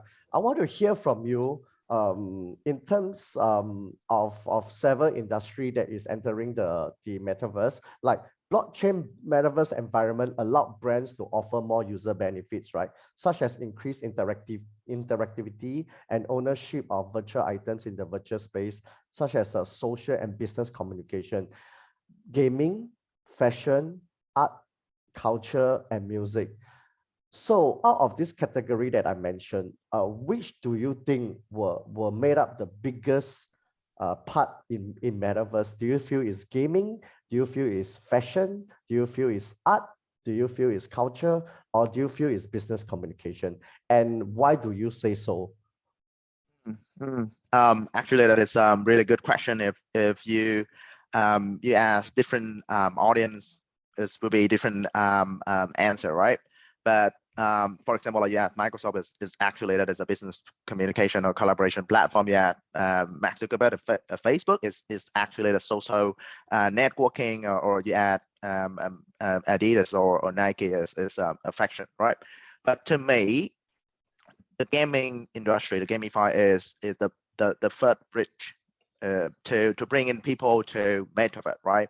So it's gonna be massive change in terms of gaming that will be go big with more Metaverse. And why I say so, I support to what I say, it is you can see that it's big acquisition for Microsoft with a big studio games and even a Google and the things, even a Tesla right now. So you can see that gaming is the first step if you want to build a metaverse, and we acquired a large community right now. So to go bit with within this year and next 3 years is a gaming industry. Yes.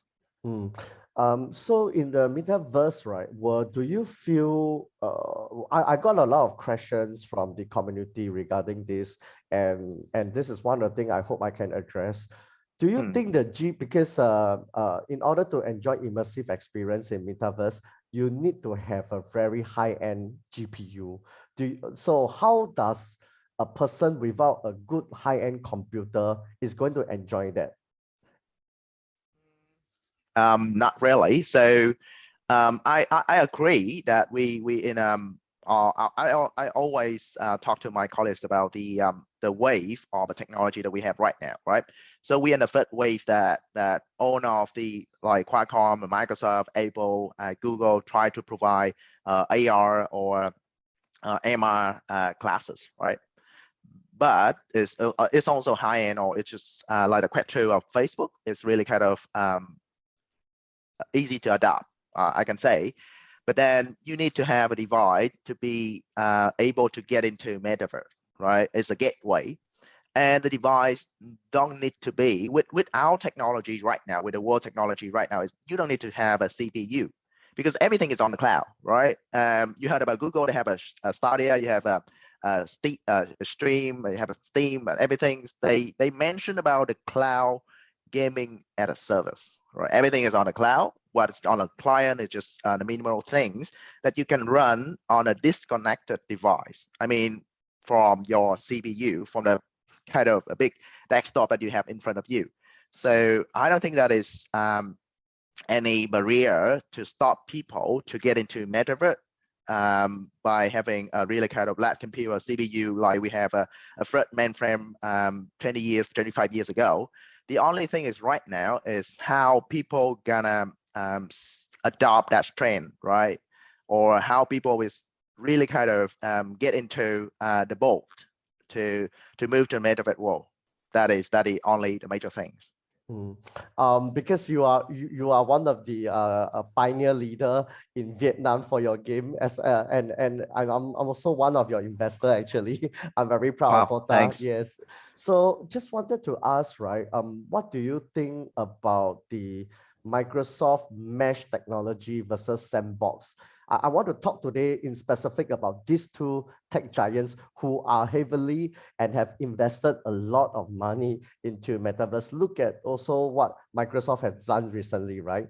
So want to get some thoughts from you between these two products, and how do you think it will change the landscape of in the landscape of the blockchain world for these two products? Of course, Microsoft Mesh is not coming to the blockchain, right? So we are talking about one company is doing a metaverse in the non-blockchain world, and then Sandbox is doing mainly for the blockchain. And of course, we're not sure in future they could also open up to the non-blockchain people as well, right? Yes. So I want to hear more from you on this part. Yes. So so I'm gonna say it's about the technology more than it's just what we see as the economic things. So with Microsoft, they do use the crypto technology, right? For example, like for the cell surveillance identity. So there's a technology that is they use a Bitcoin technology there. But get what? The if we talk about like interesting conversation with Satya with a big newspaper or a media in US, he told us like if you talk about like Minecraft, you play Minecraft, right? If you talk about Microsoft Flight Simulator, where you can fly an actual plane and viewing really kind of near real or digital twin version of a world when you sit at home, when you locked out in a COVID. So actually that is metaverse. So Microsoft, because sorry, I'm a Microsofter. I still love Microsoft so much, so I talk about Microsoft much. But Microsoft as this step, they way ahead that the other platform are doing right now, right? So to talk about metaverse, to compare what they have right now is cannot be compared, right? Because they have a cloud platform, they have AR technology, and also they also a wave. Maybe distance is like 3 years to another competitor on the metaverse. Yes. So now I want to give you some airtime. Thank you for sharing about your thoughts, insight, and analytics. Yeah. Now I want to give you airtime for your projects. So tell us, you know, the last time I hear from you, right? You guys have gone a long completion in terms of the whole roadmap. Want to hear from you right now. What is your near future in terms of FOTA, and also want to hear from you what is next in terms of the long-term strategy. Yes. Yep. So for us, like the upcoming, next month, we have a plan to release our first version of the game, so that people can very early adopters can get in and play the game because they already have experience via our marketplace, right? And also we finished the 3 private sale already.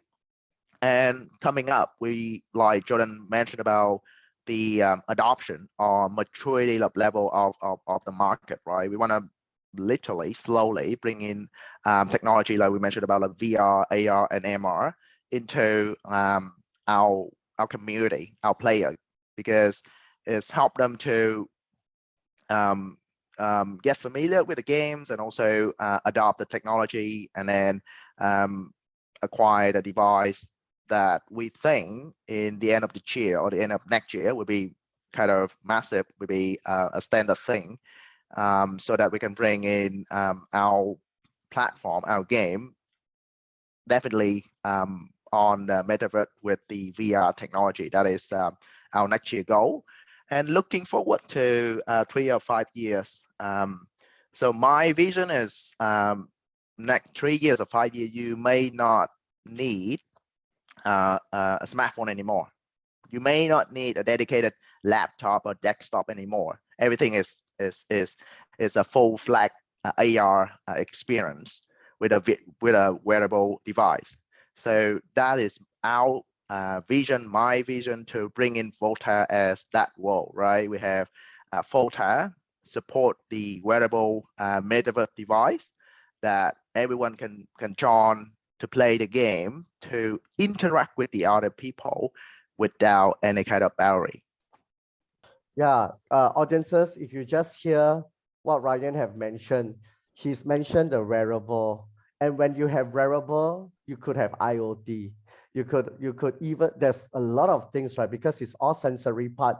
And then from sensory part, you can create a set of data that can be analyzed. And first we have data, and then we can try to think of AI later on.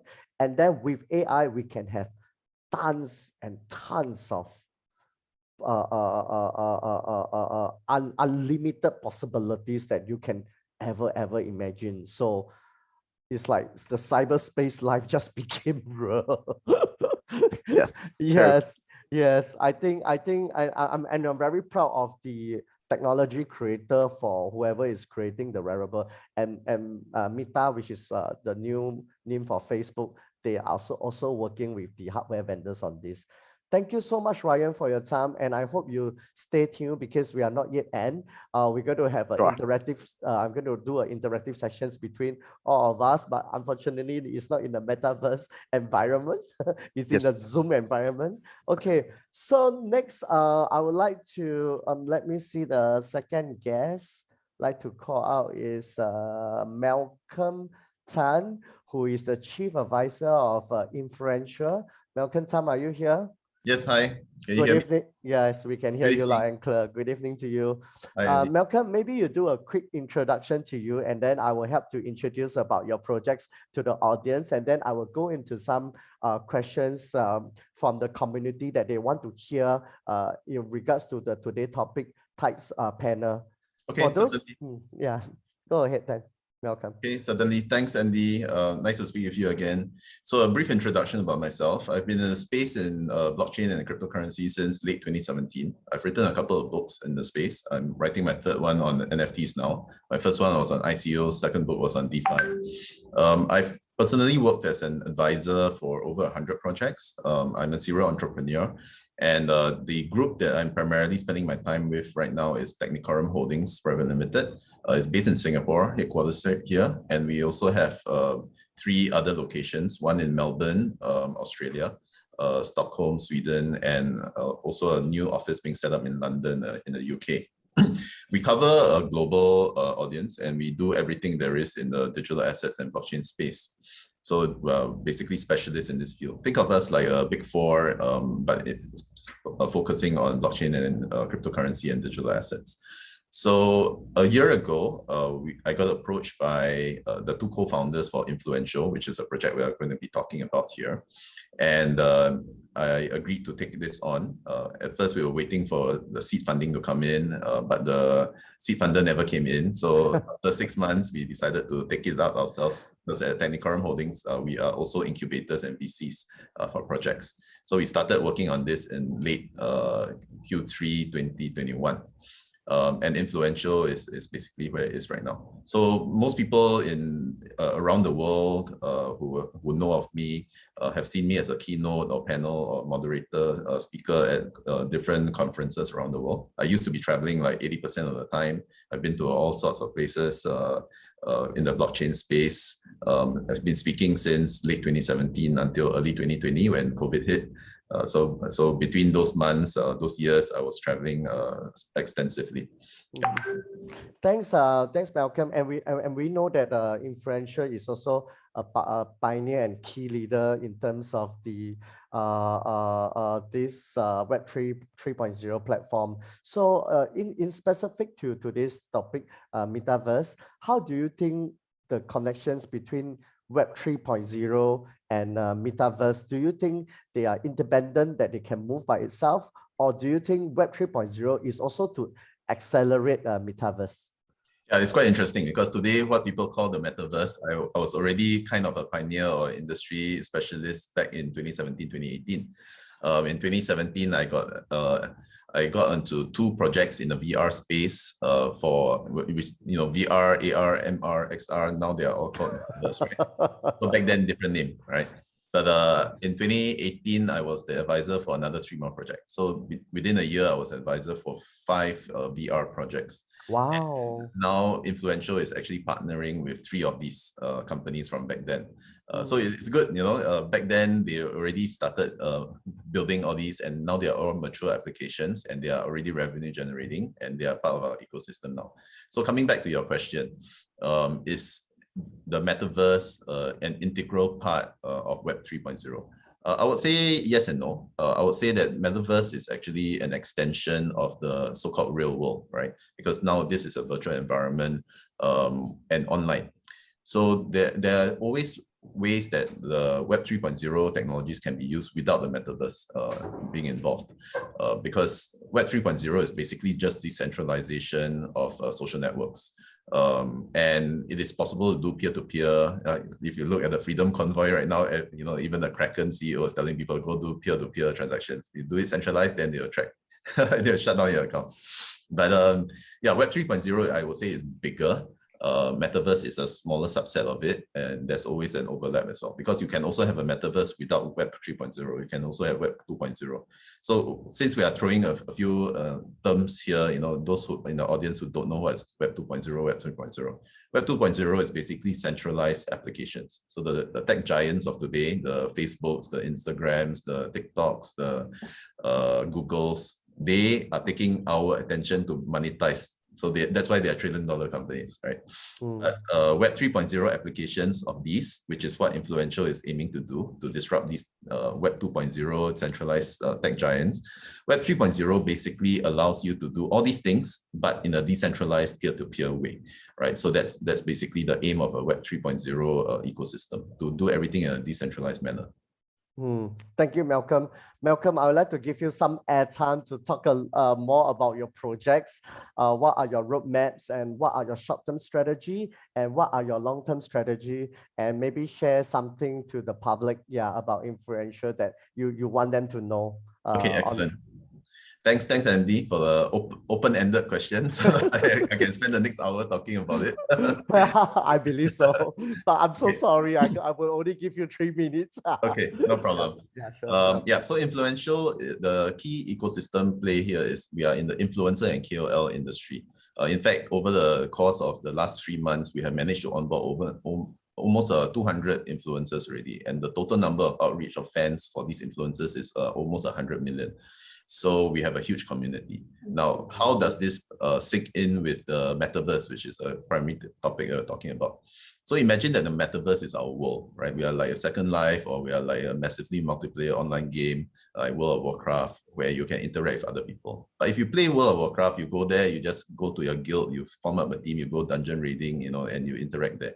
But in a influencer and KOL, a key opinion leader-led environment, you will get to interact with your idols. You'll get to interact with the community, and we want people to be on it.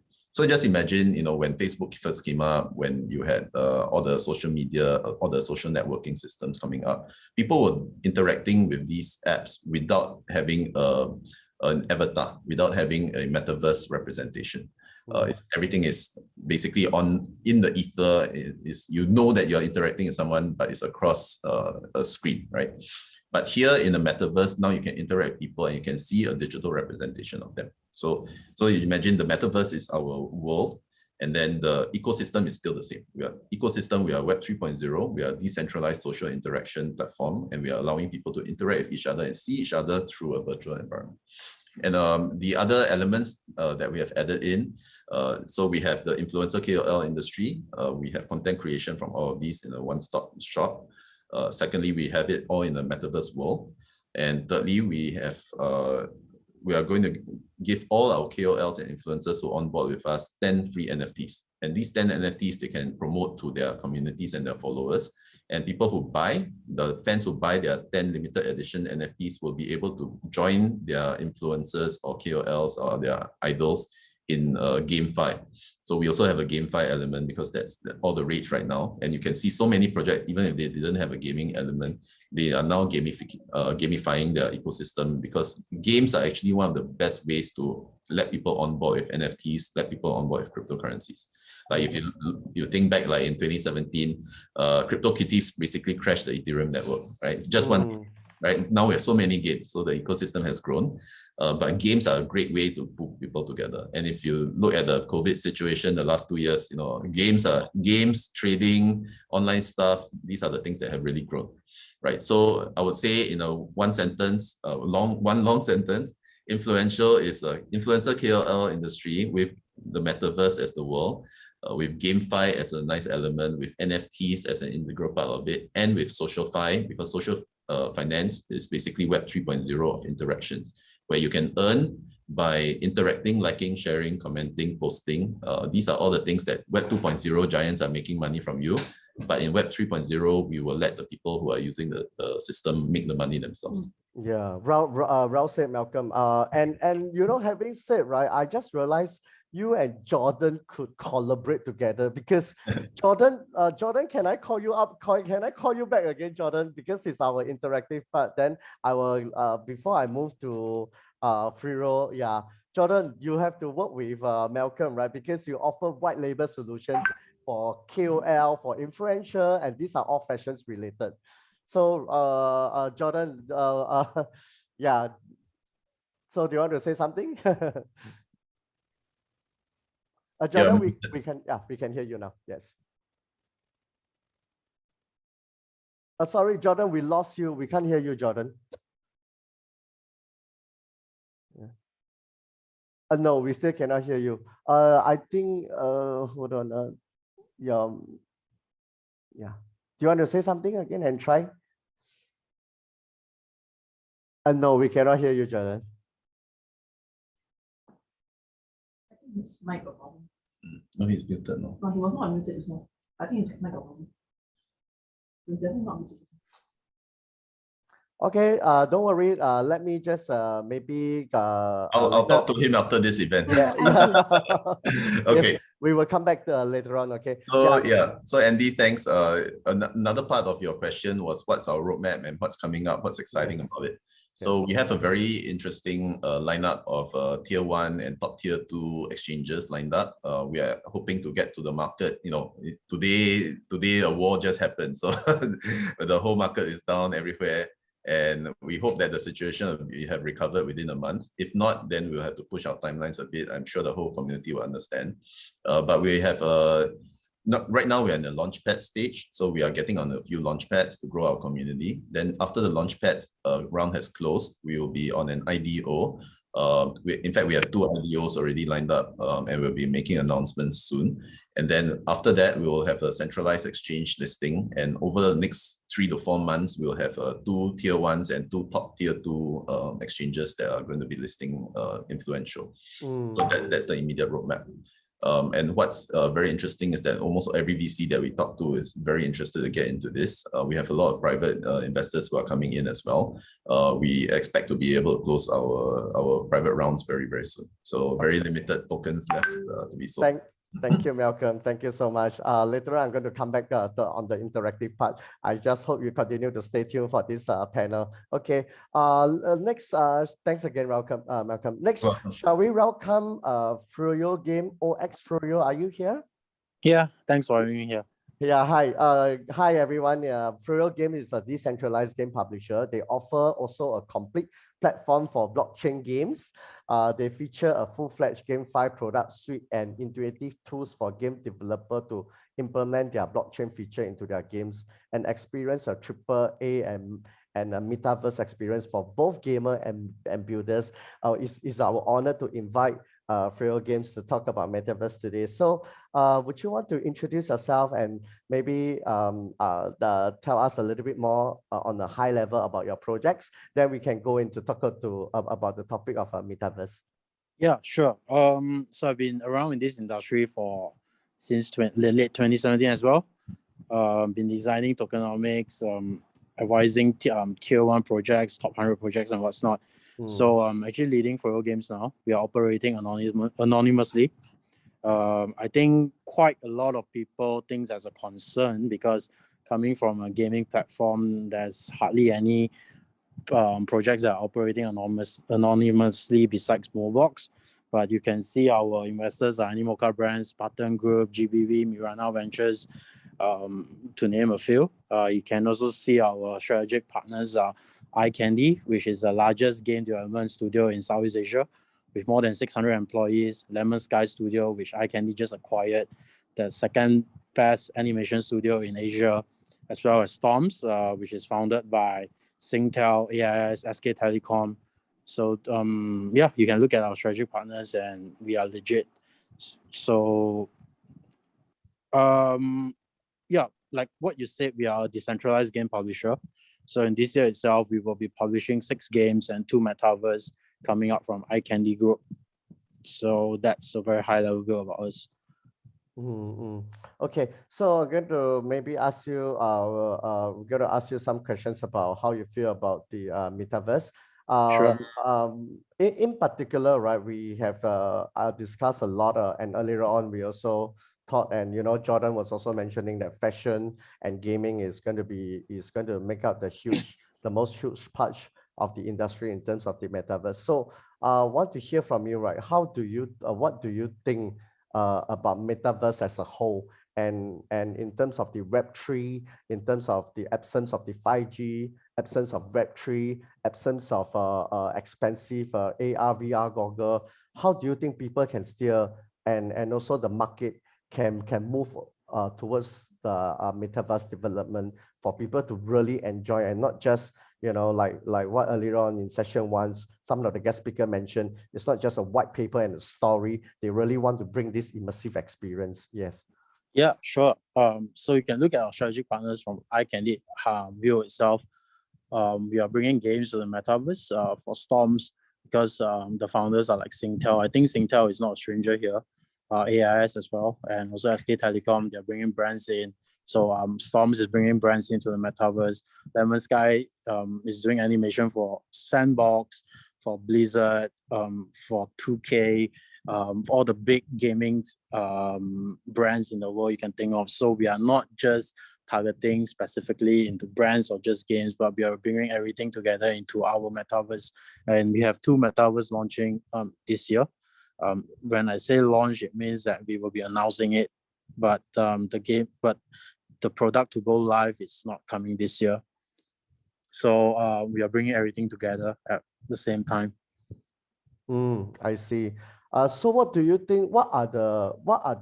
So in short term right now, right, when Metaverse is still not at the mass adoption, what do you think is the near thing? Since you're in the gaming industry, would you like to share to some of the blockchain partners who are also watching this panel today? I think you mentioned when it comes to Metaverse, we need to download a program. Like it's not very portable, right? You said that people need to download software in order to get into Metaverse and what's not. So when it comes to us, we are building a whole new engine. You can think of it like a new version of Unity or what's not. And we are I can't really announce it yet, but we'll be announcing it very soon. So this engine is free to use for anyone to just use this engine, and it's so portable. It can be used on mobile, it can be used on desktop or what's not. Yeah, there will be good news coming to solve this problem. I see. So sorry, Ryan, are you still there, Ryan? Yes, I'm still here. Yeah. If you could also on your video, yeah, I would like to discuss with 2 of you, since you 2 are considered the GameFi leader. Yeah. Ryan, what do you want to say, you know, about what Froyo has just also shared? Sorry. Ching. 就是刚刚币安有一个 bug， 然后 Jordan 发言没有录进去。然后如果说其他嘉宾不介意的话，可以让 Jordan 再聊一下他的项目。你是说刚才Jordan OK 好，所以我等一下会再让 Jordan 聊一下，我们还有多半个小时嘛，好。对的，而且他可能后面会有会，所以时间比较紧张。他多一下子会开会啊。对对对。 OK， 好 ，OK， yeah。sorry, maybe yeah, Ryan, would you just quickly speak? Then I can move to let Jordan have a little bit of airtime and interaction before he move for his next meeting. Yep. So, Yeah, sorry, Ryan? you can. Could you repeat the question? Yeah. Sorry, So I missed it. so Froyo just mentioned that regarding the Froyo, would you want to tell people what is the technology you're working on again? Sorry. Oh yeah, we are building an engine to make all these characters and not so taxing on the software. So it will be available on mobile, both mobile and desktop. But yeah, I can't really announce it yet right now. Yeah, but we'll be announcing in the coming weeks. Yeah. So Ryan, what is really the benefit of using Microsoft Mesh in this case of Metaverse? Yeah. So what are the critical benefits, because Froyo also just mentioned some benefits. Everybody is doing something into the Metaverse. Everybody has something to offer. So what is something like really so special about Microsoft that you guys have decided to use for the Metaverse technology? Yeah, so that is three things that I want sharing. So firstly, about the device, and I mentioned about the battery, right? So it will be solved by the Metaverse hardware, and also it's already be sold by the cloud gaming as a service. Everyone, you can play the game on the Tesla. That is what cloud gaming as a service does.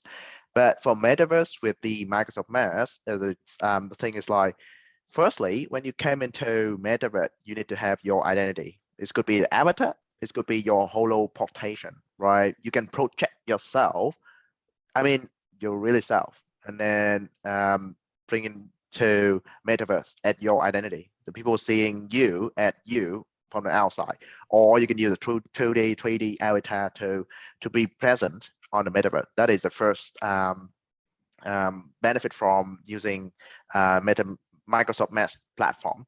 The second thing is like, because that the platform is already have the technology is SDK, the building things that will save our time on developing something new, but more focus on developing something that people can really kind of use it, enjoy it, right? So that's the reason why we use platform. Otherwise, we just reinvent the wheel. Yes. Understand. Okay, thanks. So let me call Jordan. Jordan, are you still here, Jordan? Hey, yeah, I'm still here. Yeah, Jordan, I know that you have I know that you have an important next meeting, so I want to give you a little bit of privilege and priority, and I hope the rest of the other guest speaker will also give Jordan a little bit of space more here. So Jordan, I wanted to check with you regarding earlier on that we mentioned that, fashion is going to make up a very big industry in terms of the this Metaverse. And so why do you think so? And do you think fashion we can apply in games as well? Like, yeah.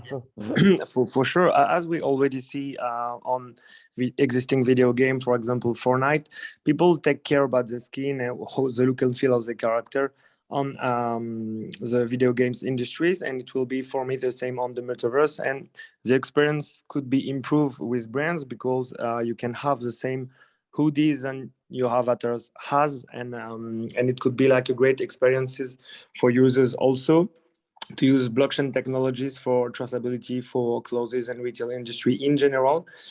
So I think this industry will take a big place here. As we saw, Artifact launch a big project, and Nike bought Artifact for a great price and doing a great thing on the Metaverse. I think this industry will be very important soon, and it could we can combine these industries with different industries, as I told you before during our interviews. So I think it could be a good mix for fashion industries and video games, and in my opinions also music and entertainment industries, because by combining these different industries we can improve the experience of gaming, of Metaverse experience, and also real life experience. And Jordan, this is going to be and this question is actually going to be the interactive part, which I'm going to ask everyone. Do you think Metaverse is going to overtake GameFi in the blockchain world?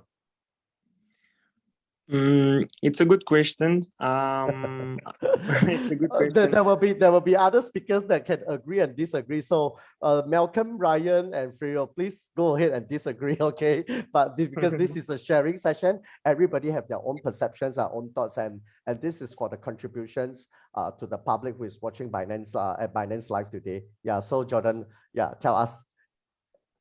I think it will be linked with the technology and how people will use the technologies. When the technologies will be affordable for having this kind of experiences, it will be the great moment. But regarding nowadays, we need to be aligned with what users want and what brands and creators want to use to offer to your users. So I think it will be a step-by-step incremental technologies, and once this technology will be ready for everyone and covers all of the issues that we have now, it will be maybe the next step. For example, you can go on the metaverse as you go on the internet now, but we just need to be aligned with the technology and how people will use these technologies to make it great, in my opinion. Thank you, Jordan. Sorry, Jordan, if you need to go, you can go. But if we prefer you to stay around because I still have a few more questions for the group later on. Want to hear from this? Sorry, I will come back to Froyo again. Sorry, Froyo, would you want to introduce about your product and then let the public know what are your near roadmap and also the short-term strategy and long-term strategy? Yeah, for sure. Sorry, Froyo. Jordan, we will let Froyo talk about his product. Yeah, Froyo. Okay, sure.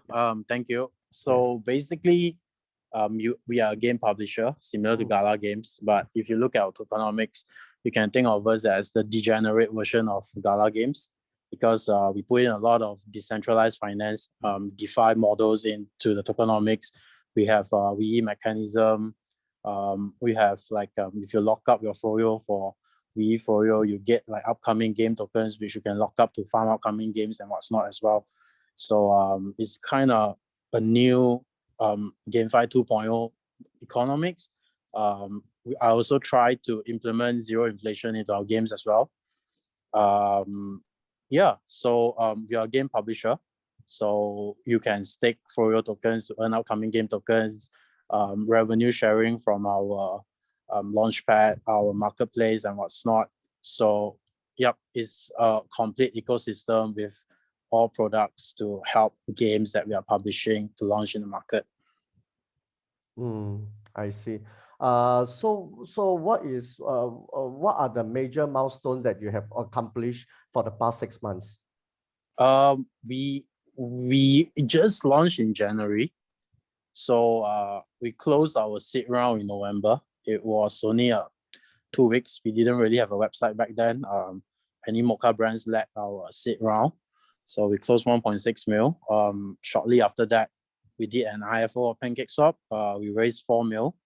So we started the project, and what we did was we are building this marketplace launchpad. So if you were to ask me what we did for the past 6 months, we are trying to push WE for our smart contract. Marketplace will be out. We are integrating NFTs into some non-P2E games like Claw Stars and Musketeers, which have 300,000 monthly active users already. So we are trying to target existing users from iCandy as well. Thank you. Thanks a lot. Thanks a lot. This is Froyo. Froyo, would you want to share your social media website to everyone? How do I do it? Like just tell them your website address here. Okay. You can just head on to froyo.games, FROYO.GAMES. All our details are there. Thanks, Froyo. Hi, guest speaker. Please stay tuned because I'm going to ask very frequently asked questions, and everyone will have a chance to speak. We don't have a hierarchy order. Whoever feels is ready to answer these questions, please feel free, because we want to make sure that your info can be contributed to the audiences who are listening in today in the topic of Metaverse. So I'm going to ask basically a very high level questions. What is the role of VR and AR in Metaverse?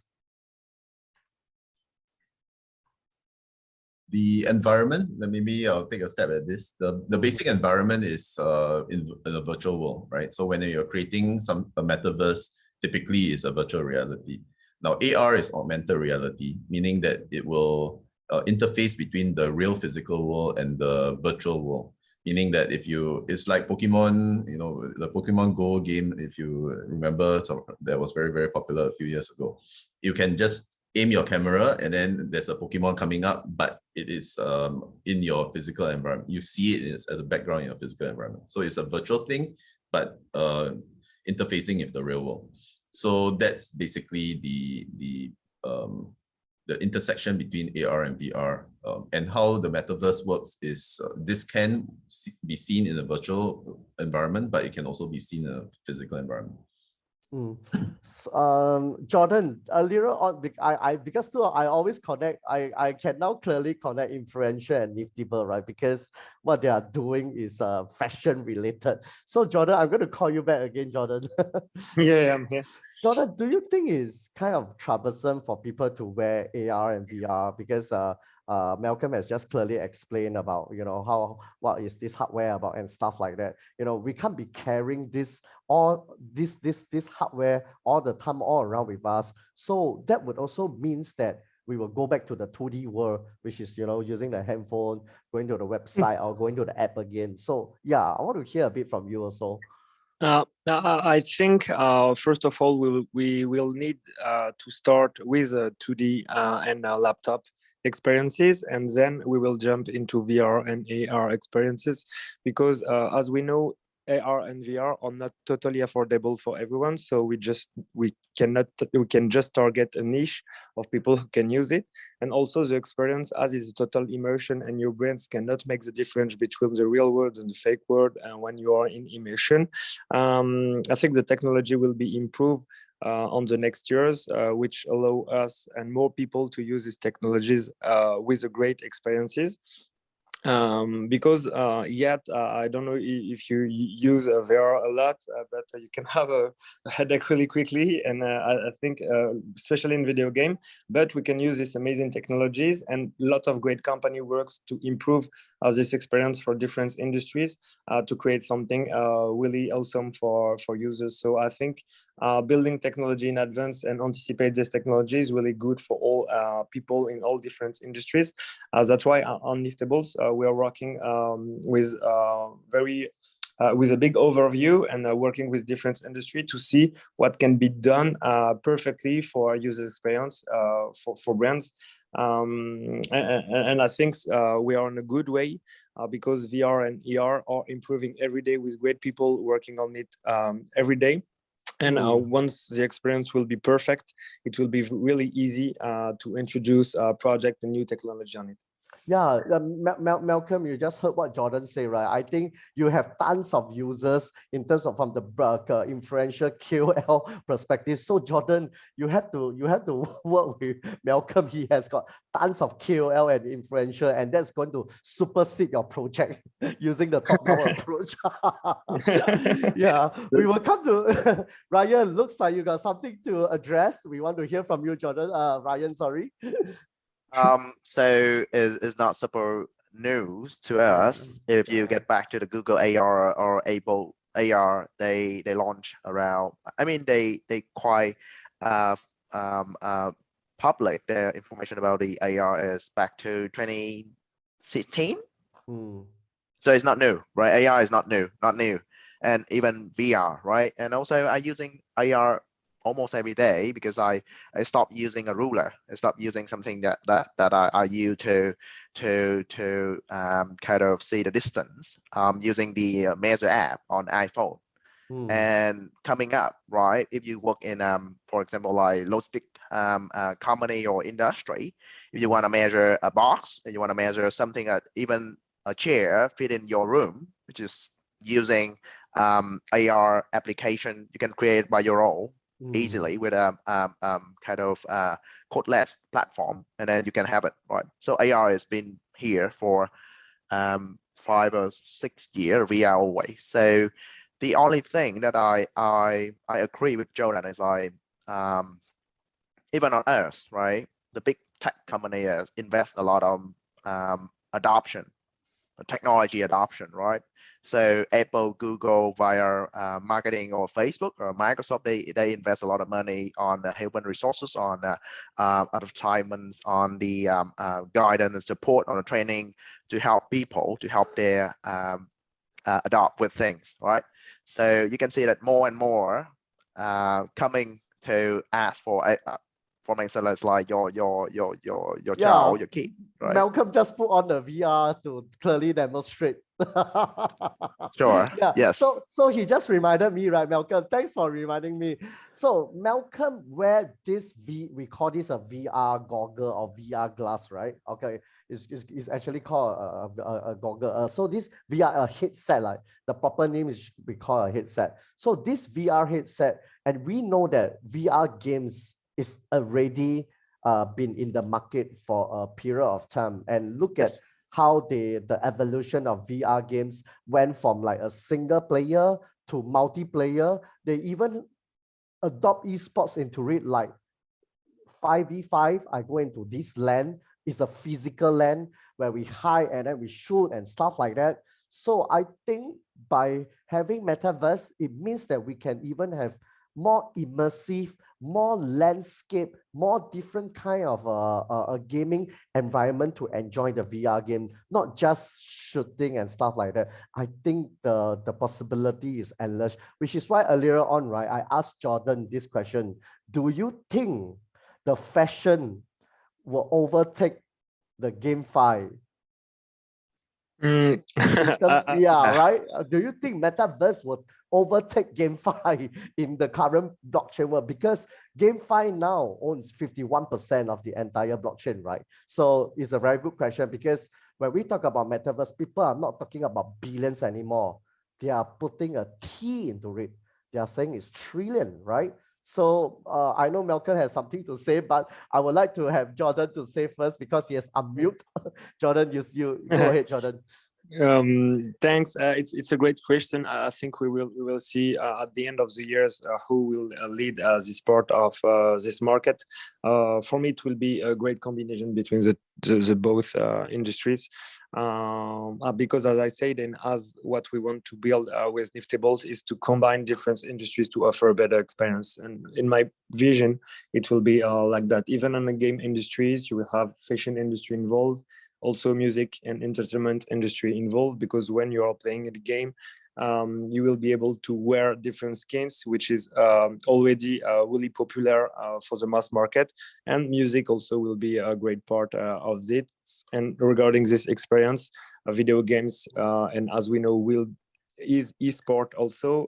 So those different industries for me will combine perfectly in the Metaverse as they combine in the world, and it will be a big bridge with everyone to create new users experience. It's my opinion, but I think we will have more visibility about this at the end of this year.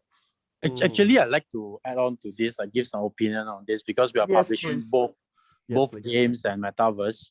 AAA games, AAA Metaverse, and what's not. So these two industry, they are different genres. It's like asking whether hip hop can take over R&B, because they both have. Yeah, it's quite difficult to say like which one will take over each other, because they both have their own target audiences and what's not. Like it's not impossible to actually plug in our games into our Metaverse. It's not impossible to do that. And even having said that, we are even thinking of doing an interoperable game with some games with our partners, some games that interoperable among each other, interoperable among our Metaverse, among our ecosystem. So it's actually not impossible to make games and Metaverse communicate with each other. It's like remix, right? Like techno music, they have like they are remixing R&B song and what's not and putting beats into it. Yeah, so they can work hand in hand with each other. Malcolm, after hearing what Ryan, Jordan, and Froyo got to say, I will let you do the summarize, man. Okay, thanks very much. So to address the last point first, actually, in order to create, to have it interoperable between the metaverse and normal traditional games, is quite hard because you have to connect to the back end, right? So okay, I'm going to take this off. Okay. Thanks for supporting the show. No it is problem. very good. Yeah. Thanks, Nice Miikka. problem. Yeah, but anyway, yeah. So what it's quite easy, but at the same time difficult. You need a blockchain developers who will connect the game to the blockchain. So that's the part that will have to come in order to convert, so-called convert traditional games into the metaverse, or to connect into a blockchain game. And to address another point that was mentioned by a couple of the speakers, and I get this question all the time. They will ask, what's the best blockchain? What's the best protocol? I'll tell them, you probably haven't even seen it yet, because now we are very early stage. Think of the internet, because I often tell people this, the internet started getting popular 25, 20 years ago. And today, all the tech giants are based on the internet. And back then, hardly anybody knew what it's going to be about. And the internet is basically information transfer. With blockchain, now we have asset transfer, right? So digitized assets. And this is a huge, huge space. So back then, I remember, I'm that old, okay? So back then, I was writing a paper on PKI, right? PKI, for those of you in blockchain, you will know, public key infrastructure, which is basically the basis of blockchain right now. So you have public key, private key. And back then I was writing another paper on the blockchain war, the browser wars, right? Browser wars. And back then it was Netscape versus Microsoft. And there were huge anti-competitive, antitrust laws and court cases back then. And today, where's Netscape? Gone already. Microsoft is nowhere, right? Google won. Google was a stage 4 browser. So even the stage 1 guys, they are no longer competitive. Only, well, Microsoft with Bing is still around, but it's nowhere, right, compared to Google. So we are very, very early days yet. Don't talk about Bitcoin, don't talk about Ethereum. I'm pretty sure even in blockchain, we haven't seen the ultimate winner yet. So don't even talk about Metaverse. Metaverse, you won't find any winner within 1 year. No way. I guarantee that 10 years later, maybe you'll see the final winner, but not in year 1. And even if Facebook is behind Meta, they are not going to be the final winners. I really doubt that will happen, right? So that addresses a few of the points that were raised. So I think it is more on a neutral side, or more positive side, rather than just aggressive side about who will win the race, right? So if you watch the movie Ready Player One, right? It's not about gaming. It's not about entertainment. It's not about having an event or selling something on a virtual world, metaverse, right? So stop thinking of like we have some access and we lock it, we fix it, and we own it. It's just on single platform or single game or single kind of social network, right? With Metaverse, and also with Web 3.0, we're able to transfer it, right? So what you bought from this game will be used on another game in another form or the same form, right? So that is my expectation for the Metaverse as well. Is bring people connect everything together, like you said, like that is access transferable. It's not something that lock into a platform or lock into where a provider, service provider, or a platform owner will keep you there, right? So it's a big game for everyone.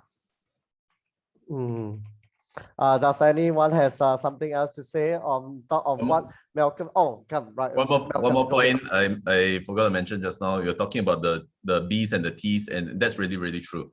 Nowadays, you just add the word metaverse to your project, your market cap will be 10 times. It's true. You don't talk about GameFi. GameFi is nowhere compared to the metaverse. Metaverse costs a lot of money, and it's really attracting billions of dollars. Right now, if we are talking about all these projects coming up, we are talking about 2 million, 5 million, 10 million. If you talk about a metaverse project, it's like 100 million, a few billion. And look at Blizzard being bought by Microsoft for what, 68, 69 billion. Those are the numbers we are talking about for metaverse. Yes, true. Jordan and Froyo, you have something to add on top of what Ryan and Malcolm has just discussed about the topic of the infrastructure? I'm very happy that our discussion with passionate people, because during our conversation we can see that with different point of view, with different approach, we all try to work work hard as possible to improve this metaverse and improve these experiences. I completely agree with both of you, but I really like our discussion and to see all the people, all the technologies come and we have all the same goal. This market is big. There is a lot of space, and we will see different new company come, and also existing big players jump on the metaverse, and they already did, which is really nice to discuss with you guys. Thank you, Jordan. Thanks. There will be one last topic that is part of my interactive session, and this could be a little bit sensitive, but let's discuss for the sake of the audiences who are watching Binance Live. Okay, and also Jordan, just now earlier on you mentioned esports, right? You know that I'm also the CEO of GEMS, which is we wants to propel esports 3.0 into blockchain. I would like you to talk a little bit about that. How do you think esports play a vital role in terms of customers experience, players experience, for the team experience, you know, versus playing on the PC and versus playing esports in the metaverse world? I would like to hear from you a little bit. Yeah. I think linked video games and blockchain allows lots and lots of things that we can do in terms of competing, in terms of experiences, in terms of tracking data, and all over the world at the same time. We can do great things, which will open a new market for that. Also, I talk with the clients who like betting on esports and regarding what people do and what all their results on live, which blockchain allows great things for that. I think the market will change a bit because the way we are playing will be more sports than esports, if I can say that, in the metaverse. So competition and experience will be improved, and also community will be more. We will have biggest communities that we already have, I think, because people will enjoy, and it will be more affordable for everyone to try different kind of game, because there is hard game and also easy game. And as I think a new easy game, simple game, we have more and more space in this world. And that's all I think for the moment. I have another idea, we'll bring it on the table, but as we are discussing with different people, we can have a call together to discuss further, but I cannot share all information, to be honest, now. We know, understand, Jordan. I want to thank you so much for sharing. I want Froyo, you are in the game industry, right? So what are your thoughts about esports and metaverse? Super bullish on esports because we work very closely with ESPL, Esports Player League. I'm not sure you heard of it. So they have like 300,000 registered users. So wow. So for games, we need to talk. Okay. So so for PvP, we try to design a tokenomics that can have that all these games, all these player versus player part can happen on the platform, on the esports platform. So we are very close to them. Yes, and I think it will be very exciting, right? Because we know that esports right now is basically a PC, a computer, a keyboard, and a mouse. So if we want to do esports and metaverse, we will add one more components, which is the AR or VR headset for them to even do even more things. I just cannot imagine how it's going to, the whole experience is going to be like, and I can't wait to really try esports in the metaverse world using the VR headset or the AR headset. Ryan, I know you will definitely have something to share about this. Are you guys planning to do esports in the metaverse? Yeah, that is a good question. Actually, to get me an idea to do it. So right now we heavily focus on the gameplay, and also the MR technology to bring it into immersive Metaverse platform. But yes, definitely we want to do it because that also the way that we can acquire more player as well as serve more community on the using our product. Yeah, and for the audiences, right? I'm the CEO of GEMS. I also like to share a little bit because this is something very close to me. GEMS is a product, and Esports 3.0 was an idea that I actually, me and Ngyuen, and together with my Arena Esports Hotel and also another Esports KOL to set up to propel Esports into blockchain. But we realized that Esports Metaverse is even more exciting because it eliminates the need for other communications. Look at esports today, right? When I'm into competitions, I have to maybe open up the social media. I have to open this app. I have to open that app. There's too many apps that I'm opening. What if I can do away with all these apps with a VR headset in the metaverse? Because I'm interacting like a live virtually with everyone in the space. So just think of how exciting that is going to be in the near future. Okay, guys, we just finished exactly on the time to finish today. If there's any one last thing that you want to talk about Metaverse, it will be time now. I can give anyone. If not, we shall close the session. And I want to thank you everybody for your time tonight. This is Andy Ko, CEO of GEMS. And I want to thank you, Malcolm, Chief Advisor of Influencio. Want to thank you, Ryan, CTO of FOTA, and want to thank you, Jordan from Niftables, and also Froyo from Froyo. So thank you everybody tonight. I hope we can do another great event next time. Maybe we can do esports and metaverse. I think that would everybody. Great hosting. Thanks, Andy. Thank you so much. Thanks, Andy. Thanks, Andy. Thank you. Thanks all. All right. Have a good night. Bye. Have a great day. Yep. Qing. Hello, Qing. Yes, I'm here. Yes. 好，请 OK 吗？那个声音。哦，好的，好的。我这边没有，结束了。我是说你那个录的那个声音有问题吗？没有问题，没有问题。很好嘛 ，OK。Yuan, are you there, Yuan?